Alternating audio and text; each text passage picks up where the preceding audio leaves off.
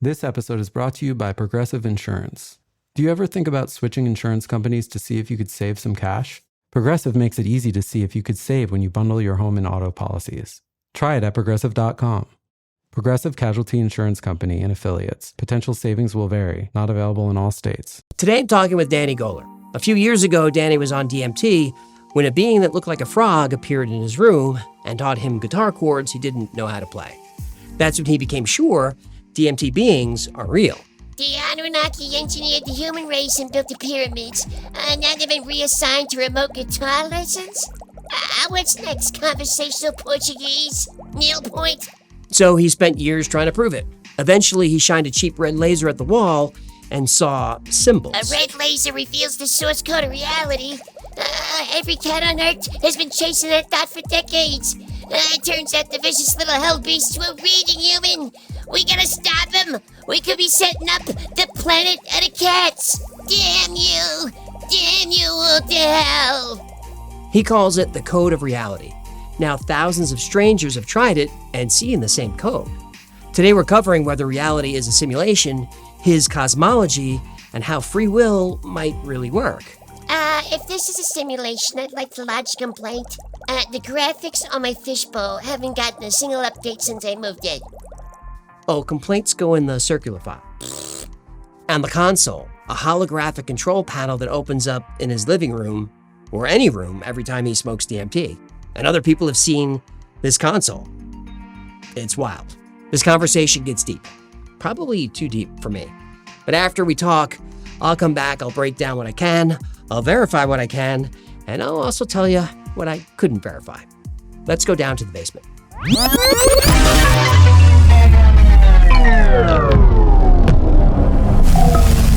Danny Goler, welcome to the basement. Thank you so much for having me. It's an honor. Boy, I don't know where to begin. Actually, I do, but I have a lot of questions for you. I'm excited that you're here.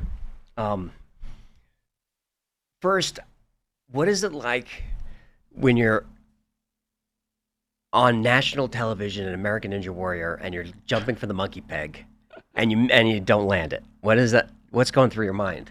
Oh, honestly, that one, I didn't feel bad at all because that year, for some weird reason, that first obstacle where you spin with the thing, it took out most veterans. So I basically, I was one of the finalists. I actually came to Vegas that year. So, oh, yeah? Yeah. So, but the funny thing is that later, I spoke to some climbers, and I had no idea. I didn't even train for this thing. And they told me, dude, you need to lock your elbows. And I had no idea. And apparently, locking your elbows is the secret. But I was just hanging for my dear life from the beginning. So I was, if you look at that footage, I was holding till I could hold no more. Like my fingers were still holding as I was falling. And the one thing that is a little disappointing in that is because the next obstacle was the last one, which was the warped wall, which for me is, back then, a parkour practitioner for years, I could do it in my sleep, like with my eyes closed. I could just climb it just by stepping up without even running. But I was still one of the finalists, which was fun. So yeah, the Ninja Warrior was fun. I did a couple of years. You did a couple of years? Yeah. So how do you go from actor, parkour, free running, filmmaker to exploring reality? I took a lot of detours in life. Let's just call it that. Okay. I think I was always. It sounds very loaded, but I think I was born to be a physicist probably, and I just never really completed school. But the way that I think and everything that I fold into my framework of the world is I'm approaching everything in terms of what we can know and to what degree, which is a very kind of like physicist way of thinking about it. And obviously, I'm not placing myself in the same category because what is required to actually be a physicist is way more than just an attitude. It's also sitting your ass down for 8 years and knowing things beyond, So it's not really that weird that I found myself in this position to me. But everything I did in Hollywood was more like, let's try it. Like everything I did in my life, I did it that way. The day before I moved to LA, from Indiana, by the way, I was supposed to go to New York. And the last second, I just changed my mind. I was like, let's go to LA. I've never been there. And I stayed there for 15 years, basically. So everything I did was kind of like, when it felt right, I just kind of went for it. And, I've done I was still a very small fish in Hollywood. I didn't do anything like on a major stage. I rubbed shoulders with people that are very, very successful. But it became very clear to me that that whole world, there's glass ceilings that I don't like, because I saw, like, we're not going to mention names, when I met some like actual A-listers, and I saw how they have to answer to other people. I mean, it's still very impressive to get to where on that level. Sure. But it was very clear to me they're not calling the shots, and there's always like this, like, kind of like, there's only so far you can go. I don't know why it kind of turned me off from that whole world. So I just kind of started exploring other things, and as fate would have it, right around that time, I kind of started stumbling into these ideas that eventually led me to what I'm known for today. I totally agree about Hollywood. Is the A-listers, in order to make it to that level, and I tell people this, you have to have a certain type of type A cutthroat kind of mentality, which I didn't have when I was there. And you're in glass boxes everywhere, constantly answering to people, agents and managers. And that's why this medium is so exciting, is because we can just do it ourselves now. We don't need anybody. Yeah. It's the true freedom, and I think people should exploit it more, to be honest. Totally agree. Yeah. Here's something that surprised me. Here's the thing about Bitcoin that took me a while to actually get. Owning it on some app doesn't mean much if you can't really access it. Depending on where you buy it, withdrawing your Bitcoin isn't always as straightforward as people expect. You end up waiting around, jumping through hoops, wondering whether you really have control over it. Cash App's not like that. When you buy Bitcoin on Cash App, they hold real Bitcoin for you one-to-one, and you can withdraw at any time. No extra steps, no restrictions, just access and control when you need it. That's what stands out to me. If you're going to own Bitcoin, having the ability to withdraw it whenever you want makes a lot more sense than having it locked behind extra steps. So if you've been sitting on the fence telling yourself you'll get into it eventually, here's a reason to stop waiting and actually do it. For a limited time, new customers can get $10 added to their balance. Just use code BITCOIN10 when you sign up, and don't forget this part, send at least $5 to a friend in the first 2 weeks. Terms apply. Cash App is a financial services platform, not a bank. Banking services provided by Cash App's bank partners. Bitcoin services provided by Block Inc. brand. For additional information, see the Bitcoin disclosures at cash.app/legal/podcast. I loved it. In 2017, 3 years before the laser, you published Contemplations of Meaning. Wow, you went digging. This was just like a tiny thing that I wrote for almost, it was for Steam, right? Yeah, I remember now. Yeah, I mean, what resonated with me in that essay, which people can go find, it's a quick read, is how you described creativity. As a creative person, how you described it as rediscovering something that you're not really creating, like it was always there. And that kind of resonated with me. Is that how you feel? I think we're coming back to remembrance. And one time me and my now wife, we went hiking in the Rockies, and throughout the whole hike, we're basically imagining ourselves in real time as God remembering what it was like when God still, was like all these like different paths that led to it, basically. And I was like, what if it's actually what's happening? Like, we are one of these memories that God has of whatever reality is. And it put a different emphasis on everything. Everything was more shiny. Everything was more meaningful and deep. And also, I think our connection grew from that interaction. We just started dating back then. So I think there's something to that. I think that ultimately reality rediscovers itself.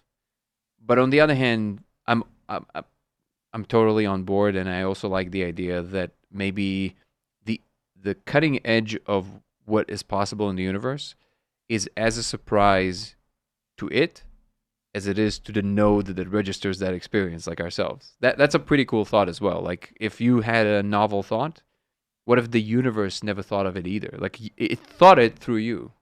There's a deep connection there as well. There is. That I hadn't considered that. That's really interesting. I don't know if you know Eric Wargo's work, but he's very influential on me. I recommend Time Loops. Is a great book. You'd love this guy. And he talks about creativity as your future self sending memories essentially back through time that you're pre-remembering this creativity.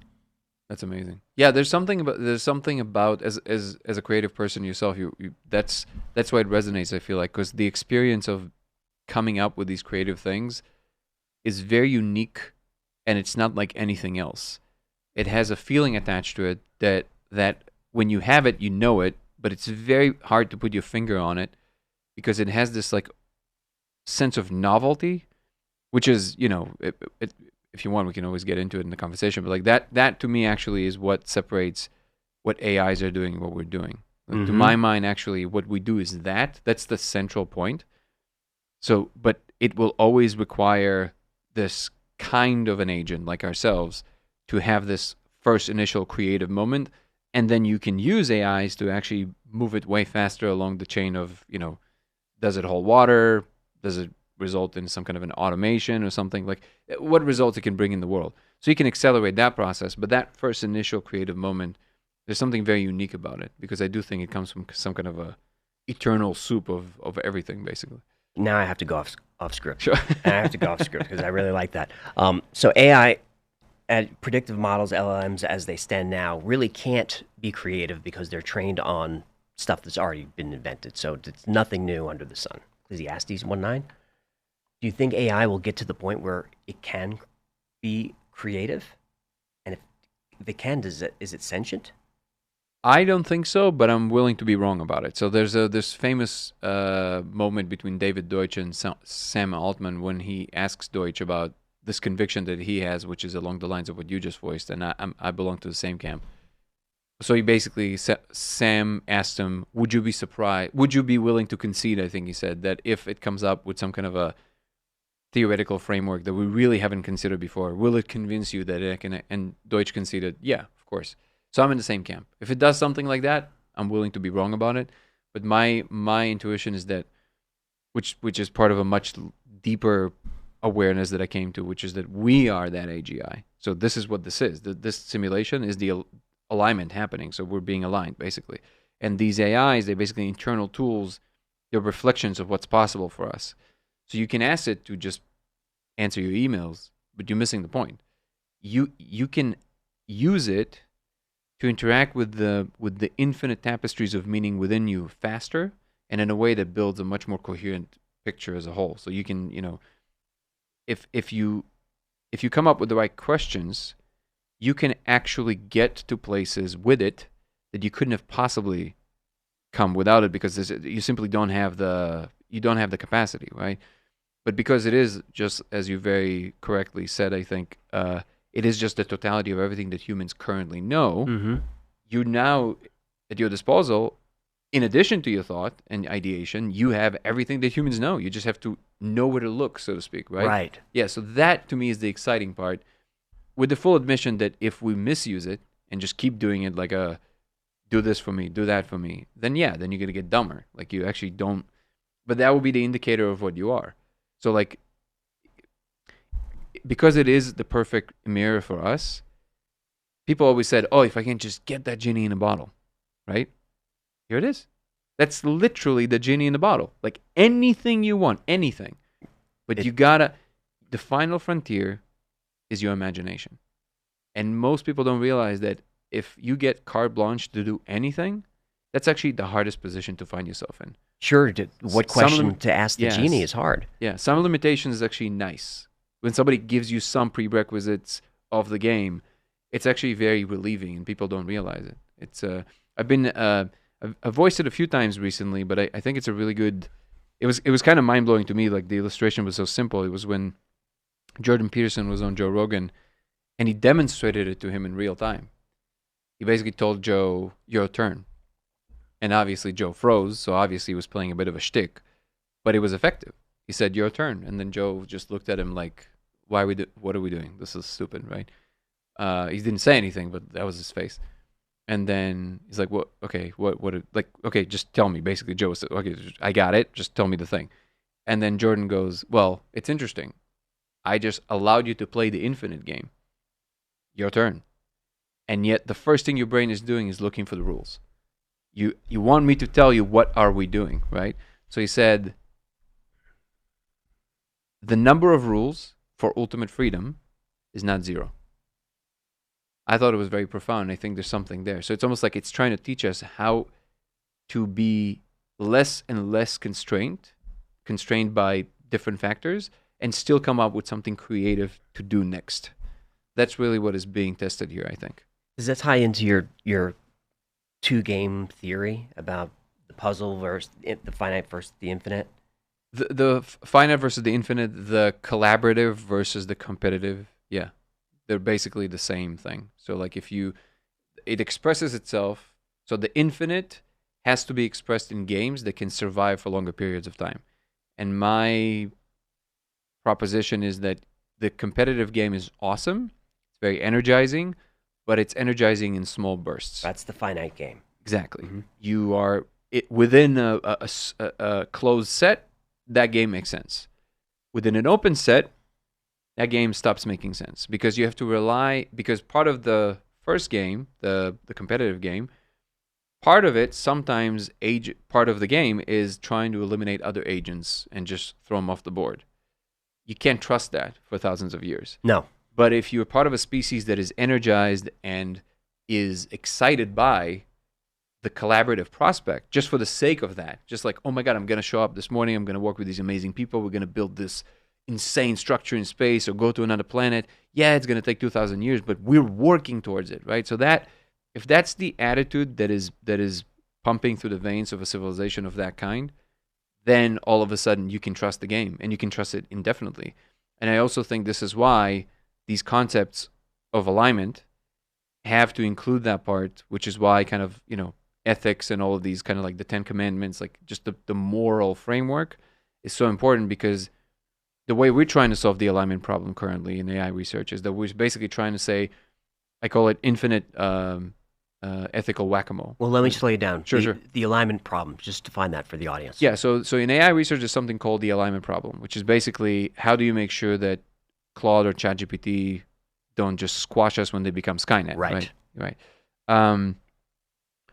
And then the way they're trying to go about it is that ethical whack-a-mole I'm mentioning, which is like you try to target a specific situation. The reason it's not sustainable and not realistic to solve that way, because just like with the genie in a bottle, if you solve this thing, 3 other things that you didn't foresee because of it will pop up, and that'll be a problem, right? The reality of it is that in an infinite universe, for all intents and purposes, you have infinite kinds of scenarios that can arise, and you can't possibly predict all of them. So the only thing you can rely on is you need to create some kind of a framework or a system or a simulation that trains good people.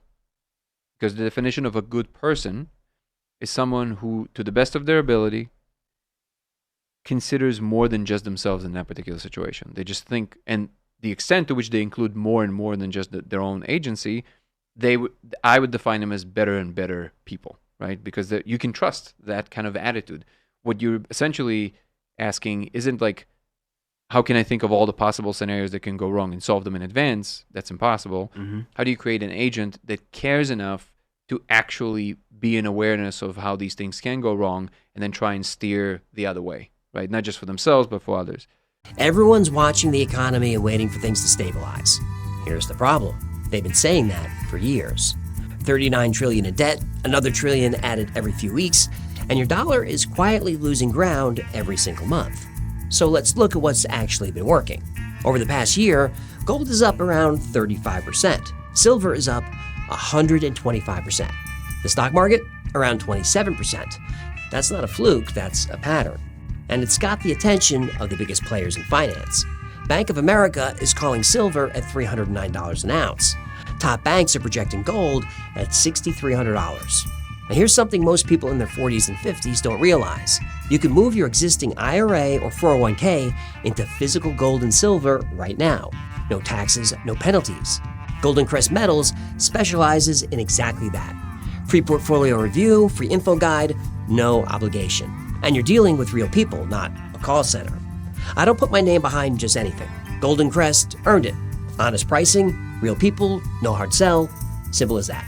Go to goldencrestmetals.com/thewhyfiles or call 888-949-9172. That's goldencrestmetals.com/thewhyfiles or call 888-949-9172 for your 100% free info kit. So I think that's essentially the kind of simulation we're in, and all of a sudden, all of these, the I guess religious and spiritual ideas all of a sudden make sense. Like, yeah, like if you don't pass that alignment problem, you don't reformulate yourself as the whole. We're all one and all that stuff, and you don't actually get to play the bigger game. And there's stages to this. So like even within our universe, I think that the reason that the distances between stars are so enormous is exactly for this reason. That even before you get to play in some multidimensional game or whatever, even just in our physical universe, is like, here's all this real estate that you can see. How do you get there? And right now, we're only thinking about it in terms of technical problems. What I don't think we realize is that in order to actually solve that, you can't just solve the technical problem. You also have to solve the interpersonal problem, because that would allow you to step into the collaborative game, but not in a performative, sappy kind of way, but in a real way. And then all of a sudden, the kinds of technologies required to do that will probably be a piece of cake, because even the ideation would be collaborative. Yep. And I think that's when this is where all this kind of unification goes. But you can't get there unless you're willing to unify. If you're acting out of fear, out of lack, again, all of these like very kind of like chewed up spiritual concepts that float around now, but they're true. Like if you don't get there, you simply don't get to play that bigger game. I totally get it. And I think AI is going to help us with that. And a little bit later, I want to talk to you about your thoughts and theories on cosmology. Before we get there, you're born in Moscow, raised in Israel, served in the military, Mm-hmm. then L.A. We're thinking about New York, Indiana, then LA. Indiana, L.A. So when someone asks you where you're from, what do you say? America. There's actually never. It's weird because I never felt like I belonged, and I never really felt a sense of home, or even the feeling of just like being a part of anything. I wasn't like I definitely had issues with authority, but it wasn't to an extent of like, rebellion, on like very extreme levels. I did get in trouble with the law a little bit when I was younger, for sure, but like it wasn't like on like crazy levels. But America was the first place ever. Well, I remember when I became an actual citizen, when I actually became an American and got naturalized, I don't remember the last time I felt so much elation. Really? Yeah. So it is a little painful for me to watch how many Americans don't like this country, because I had to make an effort to be here. There's nothing that I'm more proud to be a part of and more proud to call myself than an American, which is something that is it's not trending right now, but that's a real feeling in me. So it's trending. It's trending with me. Yeah. I didn't expect you to say that. Yeah. I thought we were going to go back. I thought you were going to say Israel. That's really nice that you consider yourself an American. I'd love to. I sorry, I'm cutting you off. That's important for me to say. So like, for the obvious reasons with everything that's going on right now, it's kind of, it's very painful to watch because of the amount of lies that I see being propagated online. Yep. But for fairness, there's a reason why I left Israel. It wasn't the reason that most people that hate Israel currently think that it is, because it isn't almost none of those things. But there is some cultural things that I don't jive with. Like I don't feel like I belong to that kind of way of seeing things. Well, can you give an example without? Yeah, people are definitely very rude very often. There's this kind of like bravado that you can say that is arising from the stress of the situation of being in that position. That makes sense. Which I can understand. Sure. You're always on edge. Always on edge. It's such a difficult thing to outline, because you kind of have to be there to understand it. There's nuances there, but there is a lot of aggression towards one another. And this is where it kind of like gets very dicey, because the aggression is not of the bloodthirsty kind that people kind of imagine, right? It's like a very kind of like interpersonal, low-key thing that can get a lot like on a personal level. And at the same time, somehow the reverence for life and helping each other and helping even people that are, you sometimes consider enemies, is unparalleled. Like literally it doesn't exist anywhere else in the world. And that's a very difficult thing to outline. So I usually stay away from this part of the conversation, because I see that the emotional charge around it is just too great for people to be able to absorb any real information about it. That's true. The what? That's true. Yeah. So, but for me, I'm hopeful about the world because I do think that ultimately the only thing we can do is the best from where we're sitting right now. So me worrying about like what is the ultimate state of affairs, it's kind of like worthless because there's nothing I can do about certain things. But in the little pockets that I do occupy in my day to day, I try to do my best to, promote the kind of behavior that I would love to see in others. And I do everything I can that none of it is performative. That's really important. Very often people act a certain way without being that way. And I think that is one of the more corrosive parts of how we do things today, because online everything is so, inviting the performance part of it. Yep. But I think that there is a way to drop more into the present moment and the body and the one-on-one to see what it actually is like to just truly care about the immediate experience with another human. So let me ask you. Yeah. Because in researching your work, I see duality in you and tension everywhere, in a good way. In a good way. Sure. No, I know. In a good way. So when you talk about performance, you're an actor, filmmaker, all of that. Do you ever find yourself? This is not a snarky question because I'm also an actor and Sure, filmmaker. yeah. Do you ever find yourself in a performance and you have to kind of check yourself and like dial it back? No, not anymore. Not anymore, but you Zero. used to. I think to any degree that the thing is that. So the thing that needs to be outlined here is that everybody does it to certain degrees they're not aware of. Yes. And only when you do become aware of it, it became clear to you that you were performing. So to the extent that I can observe in myself, and meditation had a big part of it, is because it's easier to actually, you practice how to actually notice yourself to deeper and deeper degrees. There's a certain flow state that is associated with actually just being here truly and willing to air out your thoughts truthfully in that moment, even if it comes off the wrong way. And the more you practice to do that and trust it, it doesn't always go well, by the way. But the more you do that and you realize, oh, I was not demolished by this, the easier it is to do. And that's the tool that I've found that is the most effective. So very often I would like come up with a, let me think of if I can think of an example. Well, here's the thing. Like for example, that example is a little broad, but everybody can associate with this. Very often in a conversation, it all of a sudden becomes clear to you like how you can potentially either omit certain information or just steer the conversation in your favor, and even not even in ways that are conniving or like it's just like I don't have to go there and I just won't. But at the same time, that maybe the other person would actually benefit from going there. If I assessed it inside of myself before, I wouldn't enter that part because why do I need to bother? Right. Right. Now I will. Now you will. Yeah. If I feel like it truly is, and I don't necessarily want to spend the energy or the time, obviously I have to assess whether I have that energy. But if I feel that truly the person would benefit from this, even though I have no idea how we're going to navigate this, what I'm going to do is I'm just going to burn the boats. I'm just going to say it right away. Before I have the time to like assess of like, should we not, I will just say it. And then you're here now. Now you have to talk about it. And then, so things like this. And then eventually over time, it became clear to me what is the truly kind of beneficial thing in a lot of these instances. So to the extent that I can muster in that moment, I am trying to be a good person in the same definition I used before, trying to consider more than just myself in that moment, but truly. Like, and I don't even care if the person will understand that that's what's happening. I know that that's what I was doing. And then if it goes in the wrong direction, then you learn from that. And you say, oh, interesting. Okay, well, maybe not always bringing everything else. Like, and then you just keep dialing it in. But it does imply more emotional pain sometimes than you necessarily have to go through. Well, yeah. What would interactions be like if everyone did this? I think a lot better. You do? Yeah. We're not talking about just like saying the thing.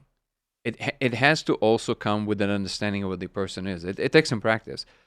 People who say things like, well, I'm just being real. It's like, well, no, because the other part of being real is also considering trying to discern the person's readiness to hear certain things. And if you've done none of the work to try and figure it out, it's not their job to all of a sudden handle certain levels of understanding if they never even thought about that? Now you just shattered their world, right? So like you didn't do any service for no one. Like you just felt like it was for you. You wanted to feel a certain way. That's right. And this is why it's such a difficult. So it's a very difficult ground to walk on, because the truth of it is truly just in the moment, which sounds super kind of cheesy, but it's true. Like it really is just in that moment and in no other moment. Like the truth about whatever this exact moment would look like with a slightly different person at a slightly different time can be radically different. Sure. Because of whatever exactly in that moment, not just in the grander scheme of things. So it is. I would consider it to some degree an art, and I think some people are naturally better at it than others. I was definitely not good at it. I think I had some disabilities of I don't know if disability is the right word, but I had some tilt to my cognition in such a way that I would constantly step on someone's toes without realizing it. Something would go wrong in a social setting, and I wouldn't understand what just happened. I'm not good at this. Yeah, I'm not good at this. yeah. And Okay. then I learned that if I can just put my honest best foot forward, somehow things started working differently, and I noticed it. I noticed like people relax. I was like, ooh, why did they relax? What happened? I think there's something very deep inside of us that recognizes predatorial attitudes. And sometimes people don't even realize that they carry predatorial attitudes. So, for example, I had a case where I grew up and I had a pretty, childhood was not very, it was fine. Like, I wasn't like, there was definitely some stuff that people would nowadays call like reasons for trauma, but nothing on the level of like your parents being addicted to heroin or anything like that. But there's definitely a lot of pain that came from some things in the childhood that then later I saw were translating to a very aggressive attitude towards others, which was just a defense mechanism. Because I realized the second you go violent, people respect, and then they just back off. Yep. Right? So then that was my safe space. And then one day, a really good friend of mine who I've now known for 30 years, he pulled me to the side one time because we were working in the same company, and he basically pulled me aside and he said, hey, man, I have to bring it to your attention. When you talk to people, they're literally afraid of you. And that hurt me so deeply because it's such an isolating, especially when you're not trying to be, if you're trying to be a mobster, that's a great thing if somebody tells you that, right? It's like, oh, good. But I was trying to connect. So imagine you trying your best to connect with people and what comes out of it. Because I was basically talking to them like that, and it was like this very kind of like, just, I'm watching you. It was a lot of that, right? But for me, I didn't feel like I was doing that. So imagine what a shock that was to hear that. Ooh, you must have really trusted him to make. I mean, you made a life change there. Yeah, in that it was moment. it was very hurtful. It was very painful, but he did me a huge solid, and Yes. I realized, oh wow, okay, so and it was right before I really entered any real serious spiritual seeking. Back then, it was very clear to me that any spiritual attempt is just like it's for the weak. It's just Mhm. people just they can't handle the finality of life, all that jazz, right? And then that's right before I started. I think the first entry was actually Eckhart Tolle. It was right before kind of like I read A New Earth. And then I was like, whoa, this actually makes a lot of sense. Like in a very simple way, right? And then I started looking there and then... I remember you telling a story somewhere where you were gifted an Eckhart Tolle book Mhm. and you were kind of annoyed by it. Yeah. Like, this is nonsense. It was a woman I was seeing. And, a pretty girl gifts you something, you take it. But Yeah. I was begrudgingly took it. And I just threw it on the, I was like, okay, I felt the same way about Tolle until I read it, and I was like, holy shit. holy shit. Yeah. He's right. It's all. And it's all then here. I went on a crazy ride finding out who he was, because it's so important for me who's speaking the words. You can say so much about the person, which, by the way, speaking about all the stuff that, not specifically, but like really anything in the world that people are watching, I know it's really hard to kind of follow the big events. Don't follow the people. Watch the people. You can say so much. You can see so much by the micro expressions of the people involved in saying the thing. And you can still stray. You can still have like a person who's actually really well intentioned and they just don't know how to express themselves well. But for the most part, you can see if there's like an actual attempt to harm. There's a thing there. If you look closely, you can see that, and it's hard to not project. But anyways, I digress. That part was so key for me when I was watching Eckhart, because after I read the book, I was like, okay, hold on, let me find out. I started watching interviews with him, and I mean, Eckhart is just like a holy person. You know what I mean? Yes, It's he like is. you watch that person, he's like, oh, come on, like this is ridiculous. His So, audiobooks are amazing. yeah. So there's this calm and peace and love, and you can feel it. So I was like, oh my God, this is, and I had a struggle for years. I was like, yeah, but I want this. Like I want nice things. I want pretty girls. I want that. That's Like, okay. Exactly. But It's okay. but back then I was in my 20s, so I was still kind of like finding my, what does that mean? If you're spiritual, it means you can't do this or you can't do that. And over time you start to understand, of course, that's totally okay, and you just find your rhythm. What message do you think she was trying to send to you? She was trying to tell you something by giving you that book. I think she was influenced by his first book, and she gifted me the second. I think that's what happened. But maybe, who knows? Yeah, but like I never, it's funny. Till this day, I never thought about that. What you just asked me, just super interesting. Huh? I can probably reach out and ask. That's interesting. She did you a great service. Yeah.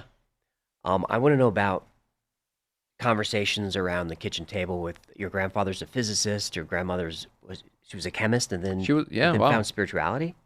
Yeah, she was a Christian, but I always say she wasn't one of these like zealous Christians. She was a very spiritual Christian. Mm-hmm. She was one of these people that I found out only later through conversation with my mom that she had these like weird abilities. Like she could, somebody would come with a cyst and she would like put her hand above it and it would like go away in a couple of days, things like this. Really? Yeah. That's what my mom told me. So yeah.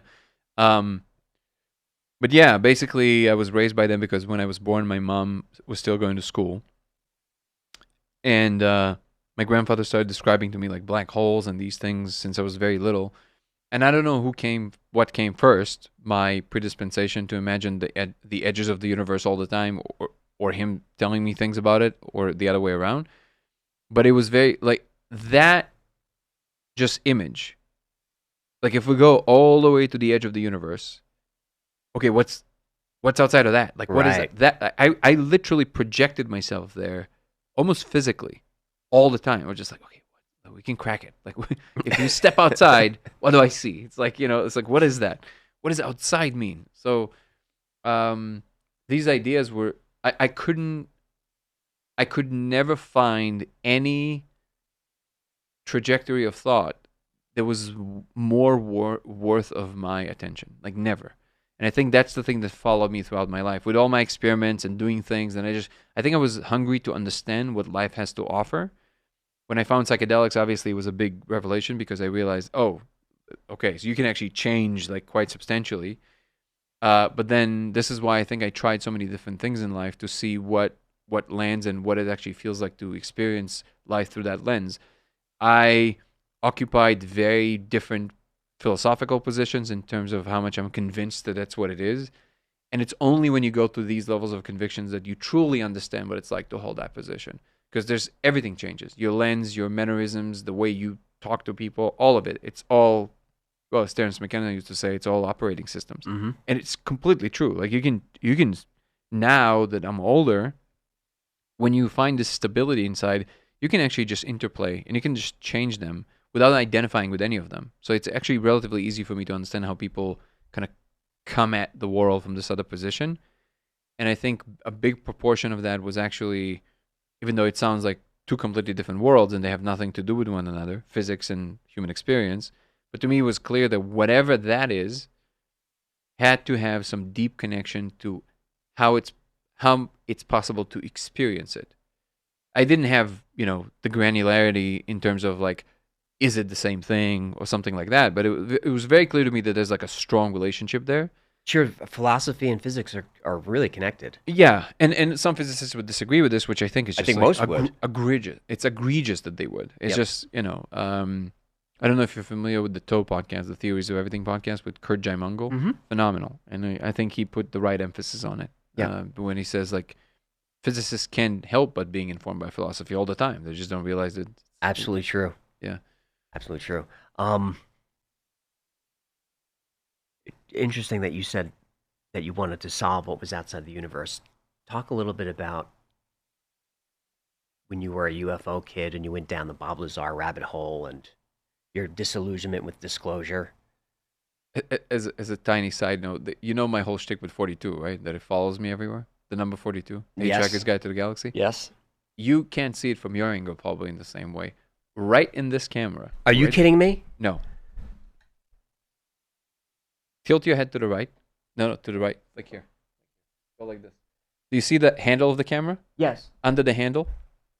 Keep going right with your head. Oh my goodness. 42. It's framed and there's nothing. Look, I'll take a picture of it. Oh my God. It's on my list. It's on my list. That's Look. Oh my God. It's look at this. I'll show you exactly how it appears for me. Look at this.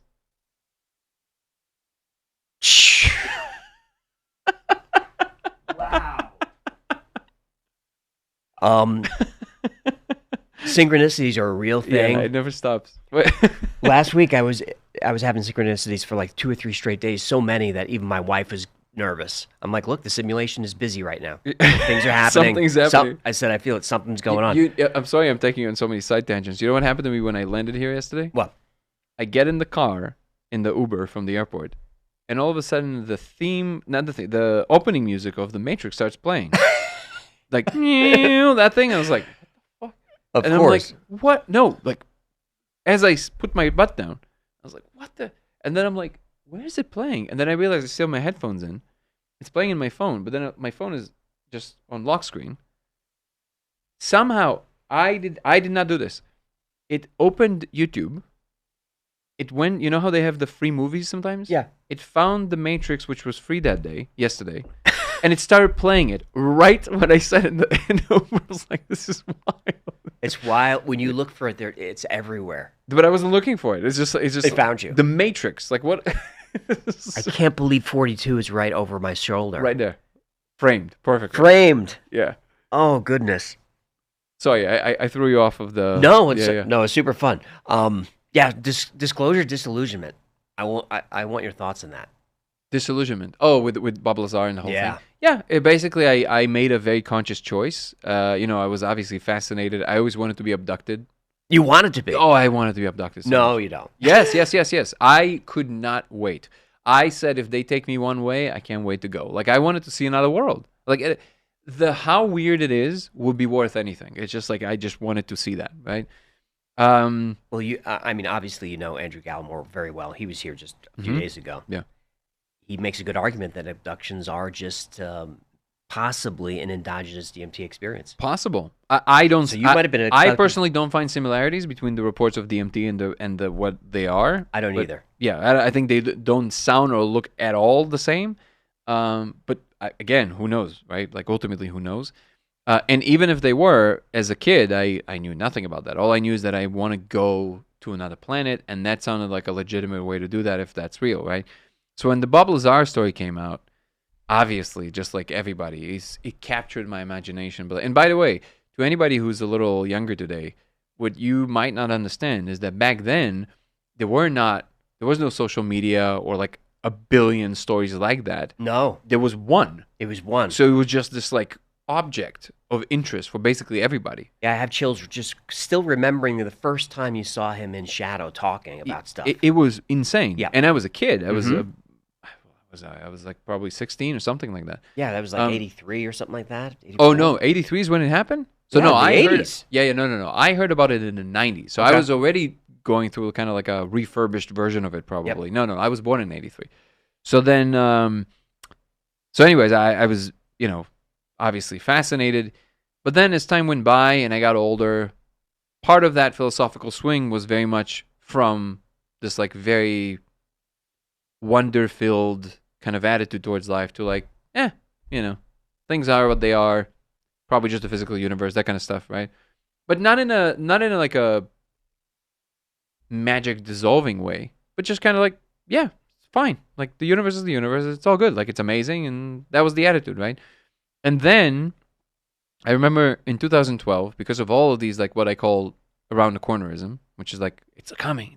It's been like this basically since the beginning. Yeah, but And we're still there. Yeah, and as long as it's coming, you can sell books, you can sell movies. Yep. And I'm not even speaking out of a cynical position. All the power to you. Capitalism is great. Go make money. It's all good. But if you're purposefully holding it in that realm, then you're not a good person.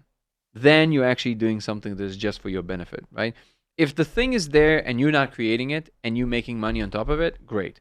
If you're keeping the thing alive to make money, that's a different story. And again, I don't even do the whole like finger pointing and blaming. I'm just like, I just disengage. Just like I just don't care about that kind of a way of being, right? As soon as I see that you have a book out, I No. don't trust you So anymore. I feel you, but I'm like, I'm not in that camp. If somebody writes a really interesting book about something that truly is there and we don't understand, that's all great. And I have no problem with people making money. People work hard. Writing a book is not an easy thing. It's all good.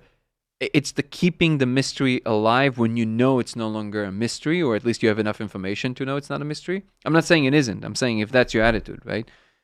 So there was something about that. There was a dissolution with that kind of way of doing things.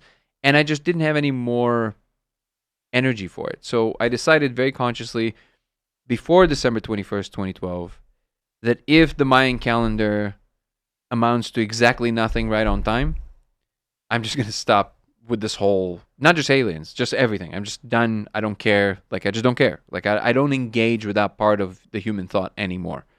And that's what I did. Of course, nothing happened. And then I just stopped interacting with it. You just turn a switch. Yeah, it's done. Like, it was just enough. It was just enough. It's like, how many arguments do you need to have in a relationship before you go, okay, just, I don't want this anymore. And it wasn't an argument, but it was, for all intents and purposes, a thing that kind of pulls you by your nose infinitely. And there's just more important things in life, you know? I was interested in what, in fact, is true. And that is what I'm interested in today.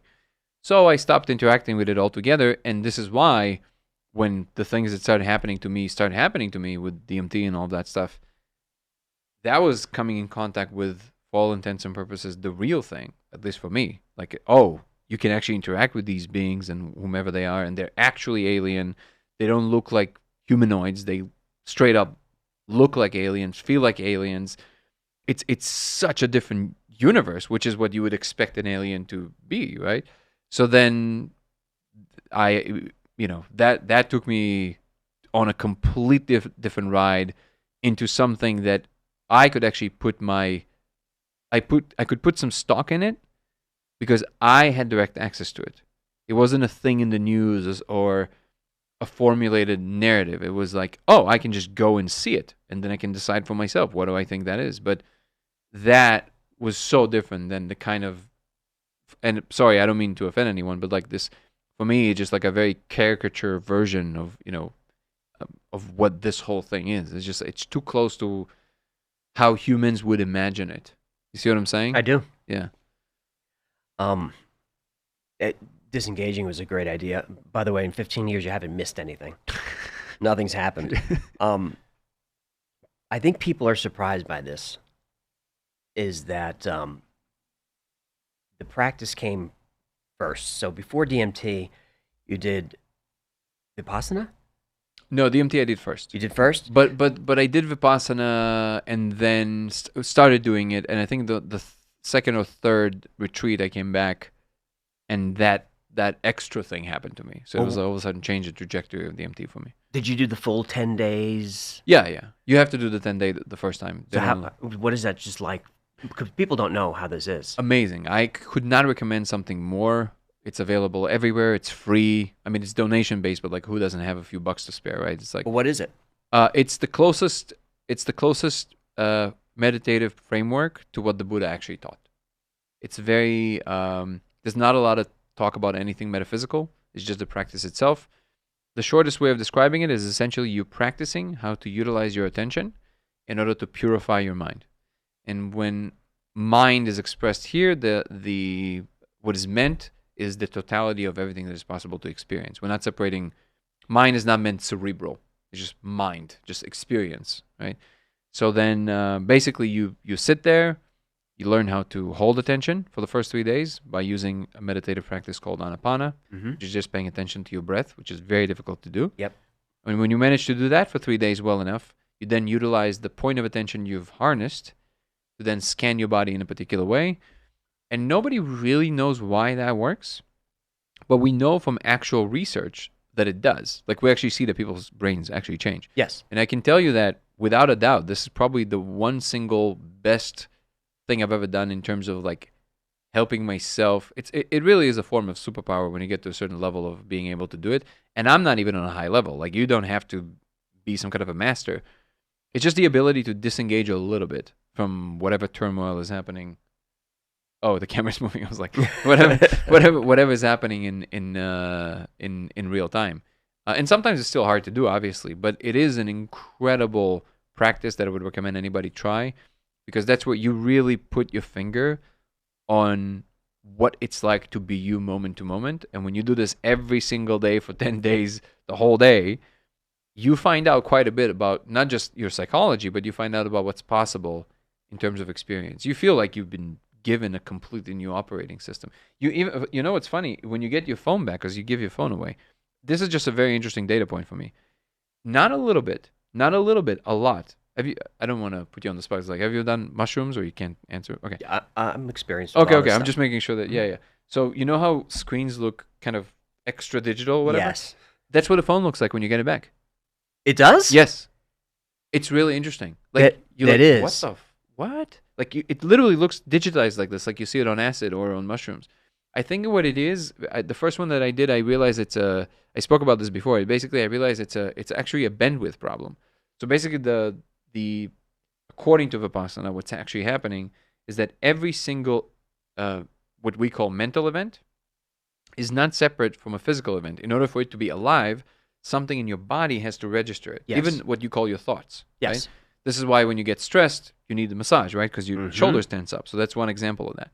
Well, the bigger the impact of whatever that was, the mental event, the stronger the instantiation in the body. And traumas are deeply, deeply rooted somewhere in the body, and they're probably the rise of like a lot of pain, sometimes even cancer, probably.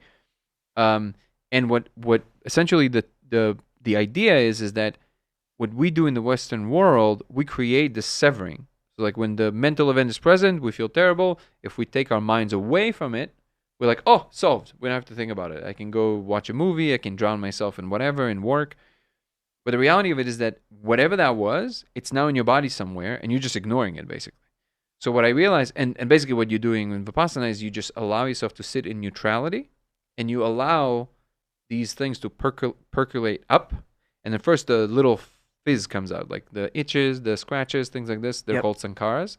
And then after about 2 or 3 days, they just stop. There's just no more itches. There's no more nothing. And then the bigger ones come in. Like big pains that you just, I guess, didn't even realize were there.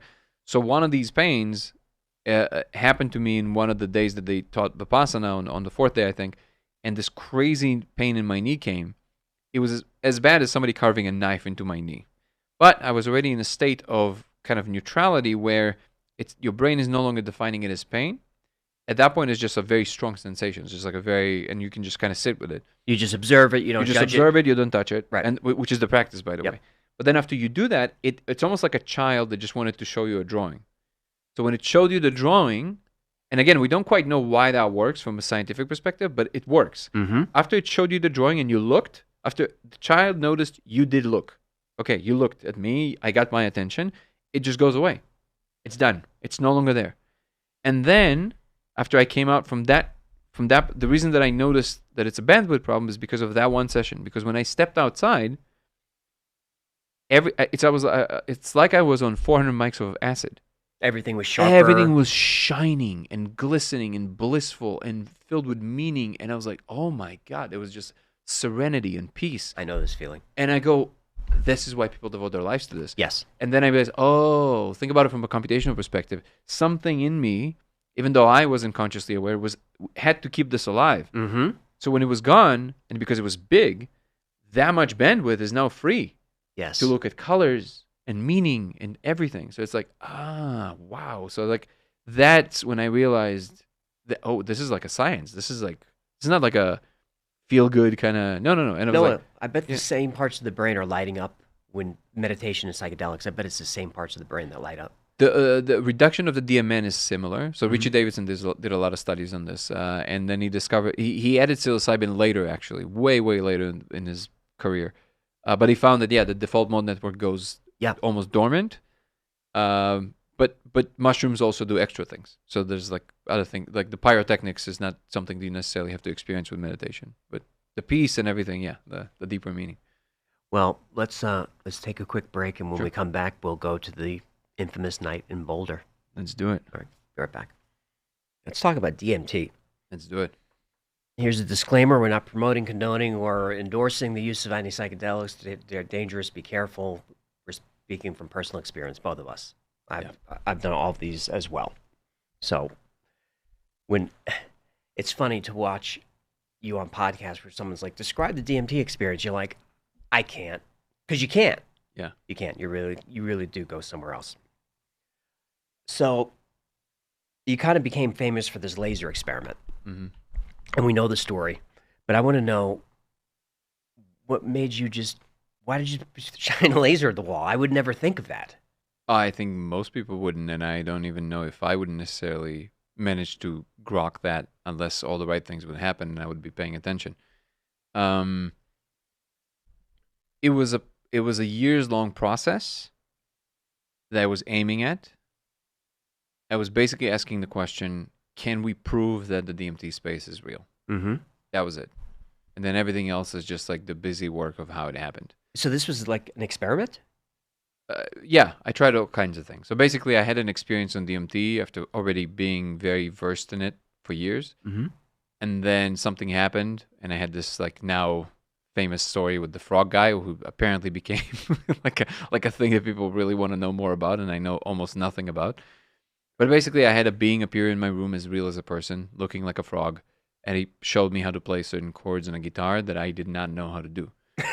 Now, aside from the fact that this is a pretty awesome, experience, what was key there is that he was showing me chords I do not know how to play. So he was essentially saying, I'm real. You don't know how to do this. I'm giving you information. So then I knew, at least for me, obviously I couldn't prove it to anyone, but it was clear to me that nothing will ever be the same again. Because at least I knew that one person now knows for a fact that they are real.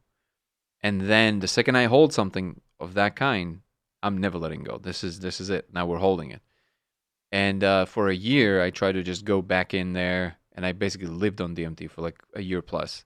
Oof. Yeah. I mean, I loved it. I mean, for me, it was, I was just mesmerized by everything. Sure. And I, again, super not recommended. Definitely don't recommend this. But I basically did everything on it. I'm going to the gym, to the store, like doing everything. And I try to ask, like, okay, great. Like, you told me that you're real, or at least somebody there told me that. So now how do we show me something? How do we build a spaceship? Like something that we can take home. And obviously they never answer questions of that kind. This is always the big question: is if it's so real and for thousands of years, how come we don't have anything tangible? Yeah, right? Yeah, and it's not clear to me still if they can't or they won't. I don't really know. But clearly, if you showed me something, that clearly they can. It's just a matter of like kind of like maybe degree or something. I've definitely seen like them arguing about this one time. So there's definitely not like a consensus or anything like this. Them meaning like the entities. Yeah, the different kinds of entities. They were like arguing with each other whether we should know any of this or never, like things like this. But then in the end of the day, when you go back to normal state, your brain constantly says, okay, it can always just be like a really neat trick of the mind, which is still awesome, by the way. Mm-hmm. But maybe it's just like a really... if the brain is capable of schizophrenia, and again, I don't know what it's like, but like, what if this is like a very kind of like controlled induced schizophrenia that happens only when there's definitely a lot of these possibilities in my head, right? Yeah. It's like kind of like the brain builds coherent enough of a story powered by this extra kind of experience. Yep. All still makes sense. But the realism in real time, the essence of what it was like, it doesn't feel like a derangement. It feels like reality is happening. Yes. So then I couldn't let it go. And then eventually I said, okay, cool. Well, if you guys are not going to show me, I'm going to try and figure it out. So I used kind of the closest thing to a scientific thinking that I could, given the fact that I really have nothing to probe. And I thought, what do we know for sure? And there was a few things that we knew for sure. We know that light had to be involved because you can see it. So photons are carrying some information from somewhere, right? Which means that light is moving between from where they are to where I am because I can see it with my eyes. So that must be the case, right? Hold on. I don't want the theory. I've already Oh. heard this. Yeah. I want to know what you felt. Oh, great question. Thank you. That well, feels a lot more we liberating. all know this. We all know that story. I want to know Yeah. what you felt. You saw the symbols the first 10 No, seconds. not the symbols. So Okay. like I'm talking about like before, Okay. right? So like, but this is I appreciate this. This is very useful and helpful for me as well. What I felt was that there's this super importance to us understanding all of this, and also trying to understand what are the rules. Like, are they playing by rules? Do they have a government? Like that was kind of like my, like, okay, what are we stepping on somebody's toes? Like, Right. who knows, man? Like, like, was this like a renegade person who, but now if they're watching and now they're, I don't know, like he's an outlaw or something, all these scenarios in your head is like, okay, well then after years go by and I kind of figure this thing out with the help of my beautiful wife, and we come up with this idea that a laser is supposed to do something, and then it worked.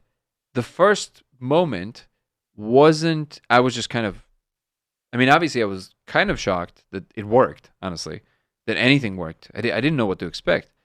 But the big shock came when my friend Tim, he was the first one that I actually showed this to. He saw it, and the funny thing is that the way that he saw it is that because he was in state, he forgot I told him about it.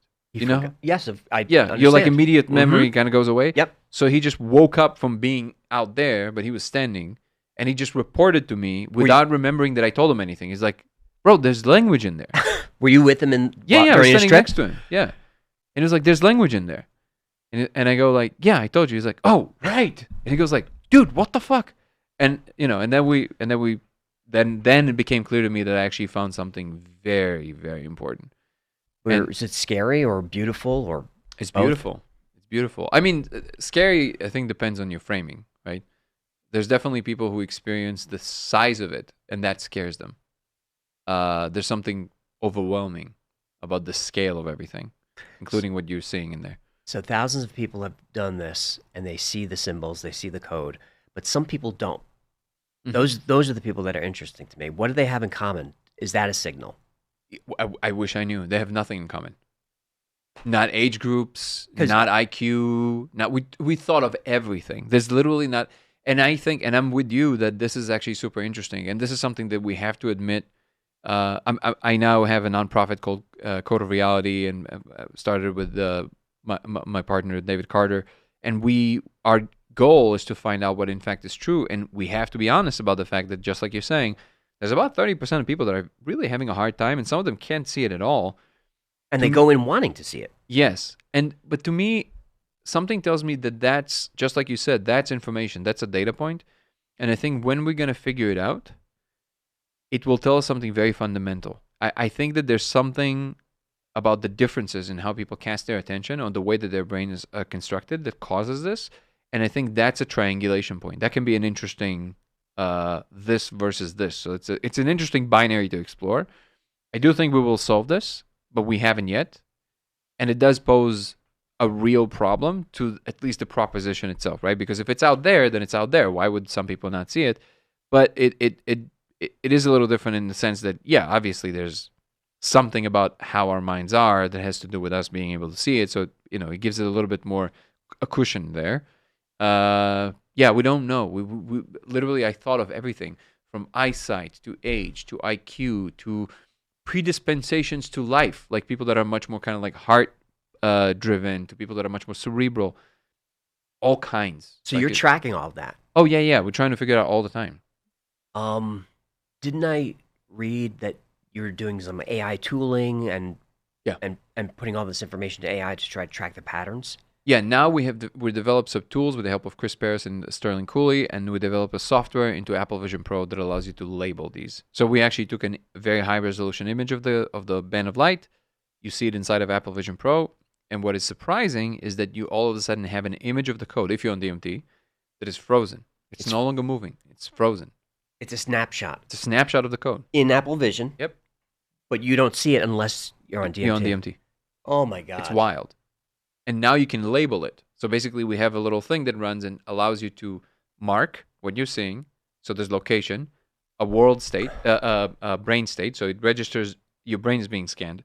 So it it takes a snapshot of your brain in that moment and where you clicked, and then it gives you a radial menu that allows you to pick out of 6 symbols. So you can now label, this is what I saw, or this is what I saw, or this is what I saw.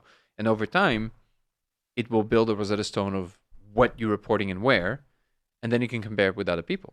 Well, the snapshot is crazy because that sort of, I mean, obviously you're familiar with Andrew Gallimore, and you know that he's a skeptic and the speckle theory and all that. He still thinks the work is important. If you're capturing it in Vision Pro, I think the speckle theory goes away. Not necessarily. I'll tell you why. Because the information seems to be still holographic in nature. Like it has this kind of like a 3-dimensional thing, which should not happen in a camera, or can't, because the camera only registers amplitude. It would collapse anything with phase, right? So that tells you that there is some projection going on to either some degree or to an infinite degree. Then the question becomes, is it like a barcode? Like, is it kind of like that particular arrangement? So the only way to really answer that is to figure out if people are seeing the exact same thing in the exact same place. Because if they do, then clearly there's information in the image, however it is that it happens. But now you can start investigating that. But we need to answer that question first, so I don't want to get ahead of ourselves. There is an interesting theory. I don't know if you heard me. I just released an episode with him, with Anthony Ness. He wrote, he's an independent researcher, and he wrote a little piece that I thought was brilliantly written. The idea there is that he thinks that the reason people seeing at least very similar things is because essentially what is happening with the laser experiment is that we're gaining a glance back into our own brains. Literally, we're seeing the network called V1, responsible for moving information from your eyes to your brain, and we're looking at the semi-crystalline structure of it and nothing else. And that's why it's so similar, because across individuals, it's similar. Like now, me and him agreed that if we discern that people report the same symbols in the same place in the image, that theory goes away, because you can't have it will never be that specific, right? Right. So, but there's a lot of work to be done. Also, I mentioned this before, but what I really love is this idea that we have now, because it's going to require a little bit more of a budget, but we'll get there. But basically, if what Anthony is saying is correct, and we're basically looking at the canvas, so to speak, then can we bring content back in a targeted way? Can we use intracranial magnetic stimulation to stimulate particular parts of the brain to try and induce content back into the image and see if it matches with what we expect to see? That would also be a fun one. That's a great experiment. Yeah. I'm glad that you said it could still be speckle in the Vision Pro. I don't. So sorry, I'm cutting you off. So like, it's not that it can't be speckle or still can be speckle. That to me is a side question. Remember, when all the hints they left and all that stuff, and what made me arrive at the laser, speckle was the prerequisite. That's the thing they paint on. So they need a random pattern to paint on. Right. So it's the same as saying, well, because Andrew was saying for long, well, if you eliminate the speckle, it will go away. Yeah, but that's the same as saying, why don't you just use ambient light? There's a reason why they say the laser, because the laser can produce speckle. That was the prerequisite to be able to see it. So, right. Yeah. Laser. Yeah. Laser So it can wasn't. produce They didn't say speckle. put a light. They said no. It needs to be a laser, because you need light scattering to see it, which was the original idea. Now that's just the wrong question to ask, because it doesn't parse whether they're still communicating or not communicating. If speckle is the canvas on which they're painting, it doesn't nullify the idea that they're painting on it. What we're asking is, what can we do with this that will tell us that it's actual information, however it is that is being projected? How do we build that experiment to prove or disprove it? The Apple Vision Pro experiment will definitely make headway, because if there's not just correlation, but like actual replication of like where people reporting the characters, you're no longer at liberty to say it's some stochastic pattern. No. It's literally, there's a signal that is across individuals. Everybody's seeing the same thing. So It's mind-blowing. again, we don't know that that's true yet. Yeah, but No, I like that you're skeptical and you're not trying to sell this. no, we're interested in what is true. To me, like I said, the null hypothesis flipped because my interaction with them, with whomever they are, it's so clear to me that they're real because I've interacted with them so many times, just like I'm talking to you now, that for anybody to convince me that they're not real would take as much, if not more, than for me to convince the whole scientific community that it is real. So like, that does not mean that I'm unmovable in my position, but I can't occupy any other state of knowing than I currently do. So it's like, I'm cheating a little bit in the sense that I know the answer, that they are real, but it's not that is unmovable. Like if we can devise an experiment that will show me beyond a shadow of a doubt, yes, the whole time this was like a really elaborate way of your brain of dealing with that information, and somehow it can be replicated across individuals. If we can devise that experiment, I'll spin on a dime. There's no, like, I'm interested in what in fact is true. I'm so happy to hear that. I mean, even Andrew's, who's skeptical about it, says it's still very important work, very interesting work. Tell me about the console room. That was a crazy story. Yeah, so it's not a room. It's literally an object that appears in whatever room I'm in. Okay. Now, recently, actually, very interestingly, there was almost like which I've never seen before. Actually, that's not true. There was one other instance where that happened for like a couple of weeks, where all of a sudden the console didn't appear, and then it reappeared again. And recently, we were doing tests. One day, we were doing it with Tom Matt, who's the guy who developed this ability called Upsight, and he sees these holographic images just naturally, and we did it with him. And when he was present, I don't know if it was related to his presence, but just when we were doing it together, it just didn't appear.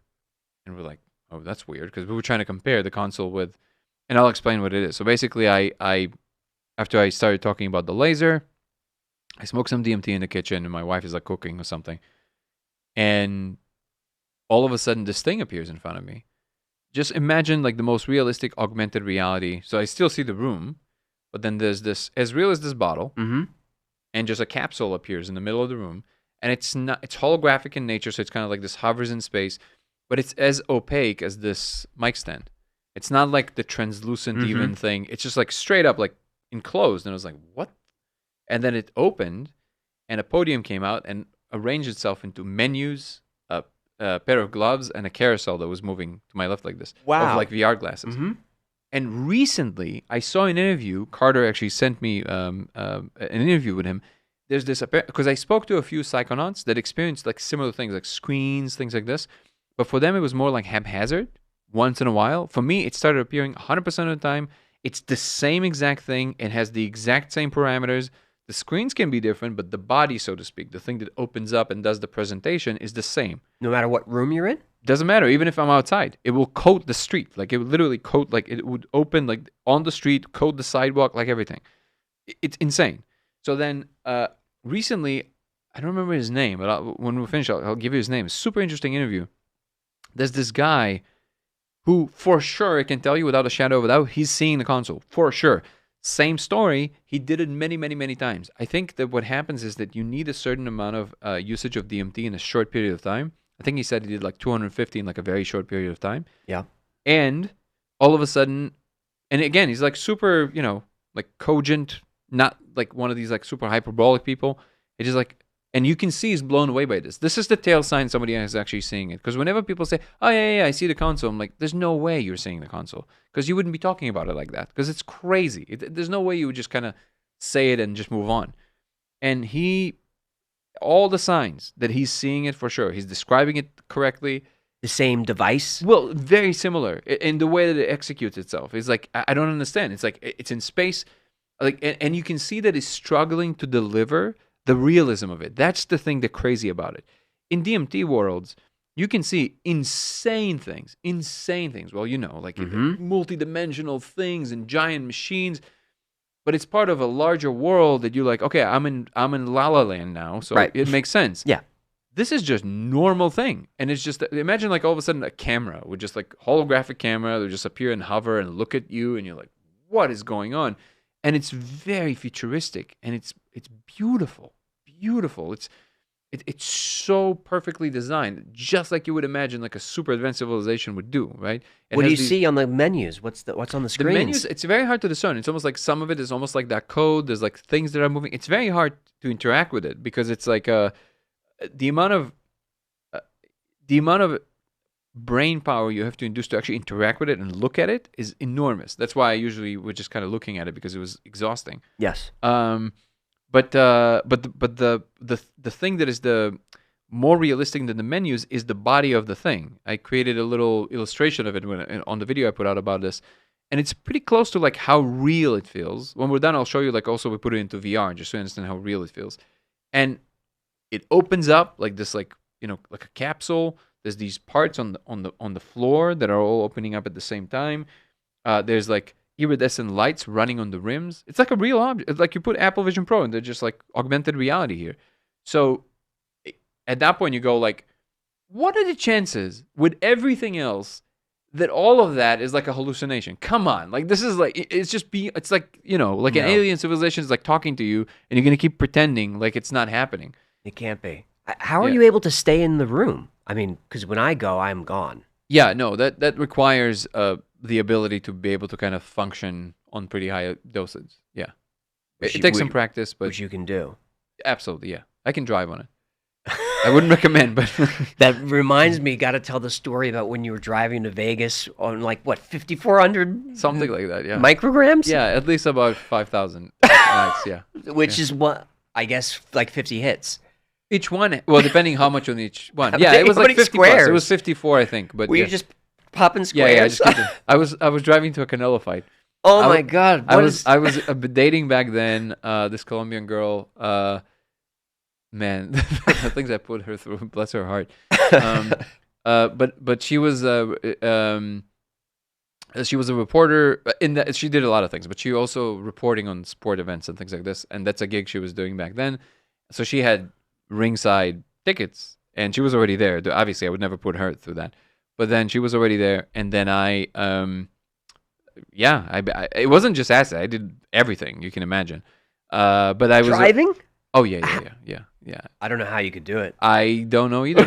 But the thing is, I wanted to see what the line was, and it was definitely there. The part that really is funny to me, because recently, I did tell the story recently a few times. It reemerged.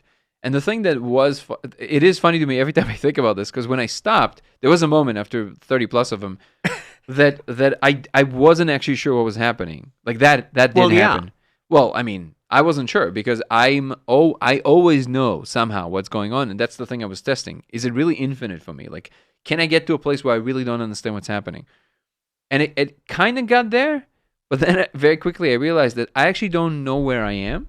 I actually don't know where I stopped. I was like, I'm stopped. I know the car's not moving, but I don't know where I'm parked. What does it look like? It's on the what's the road where we pass from LA to Vegas? What's the main? What is it, 90? Something, right? So I'm on it. So it's not very wide. I mean, what do you see with your eyes? I mean, no. When I'm tripping, I don't see the road. No. So it depends on your attention. So if your attention is really dialed in, you will see whatever it is you're trying to see, and there's going to be interference pattern, but you can look through it. Like you can just, you can see. That's what I'm trying to learn. Is this level of control is very unusual. But it's not necessarily a good thing. Like you actually letting go. Later after that, I realized letting go is actually the secret. You don't need a lot. Like you need a tiny bit if you let go and you go, right? If your point is to prove to yourself something, which was kind of what I was doing, then yeah. But like I wouldn't recommend this to anyone. No, it just creates a lot of tension. But that part is funny to me because when I stopped again, that road is what, 2 lanes maybe. That's it. But then I was like, I thought that I stopped at one of these like exits that also has like a re-entrance. But then I realized actually I don't know that. So I was like, I don't know if I'm in the middle of the road right now. I actually am not sure. And I didn't have, how your short-term memory just suffers tremendously? Yes. So imagine on that amount of acid, I don't know anything beyond the immediate second. So I was like, wait. And then I would try to look out to see where I am, and I couldn't do it. I literally could not remember what. Every time I would turn to look, I was like, why was I looking? What was the reason for me? And then I realized, okay. Why do I care? That was why I did that. I was like, because police stops me. I don't know where I am, literally in space, and clearly gonna see something's wrong. Yep. I have a lot of stuff in the car. Well, your pupils are just black. Forget about that. I have a bunch of things in the car that will definitely get me in a lot of trouble. So then I was like, okay, all right. So I'm just gonna keep driving, and then just gonna keep driving. Yeah, I have to keep moving. And then I realized I wasn't even sure if I'm moving in the right direction anymore.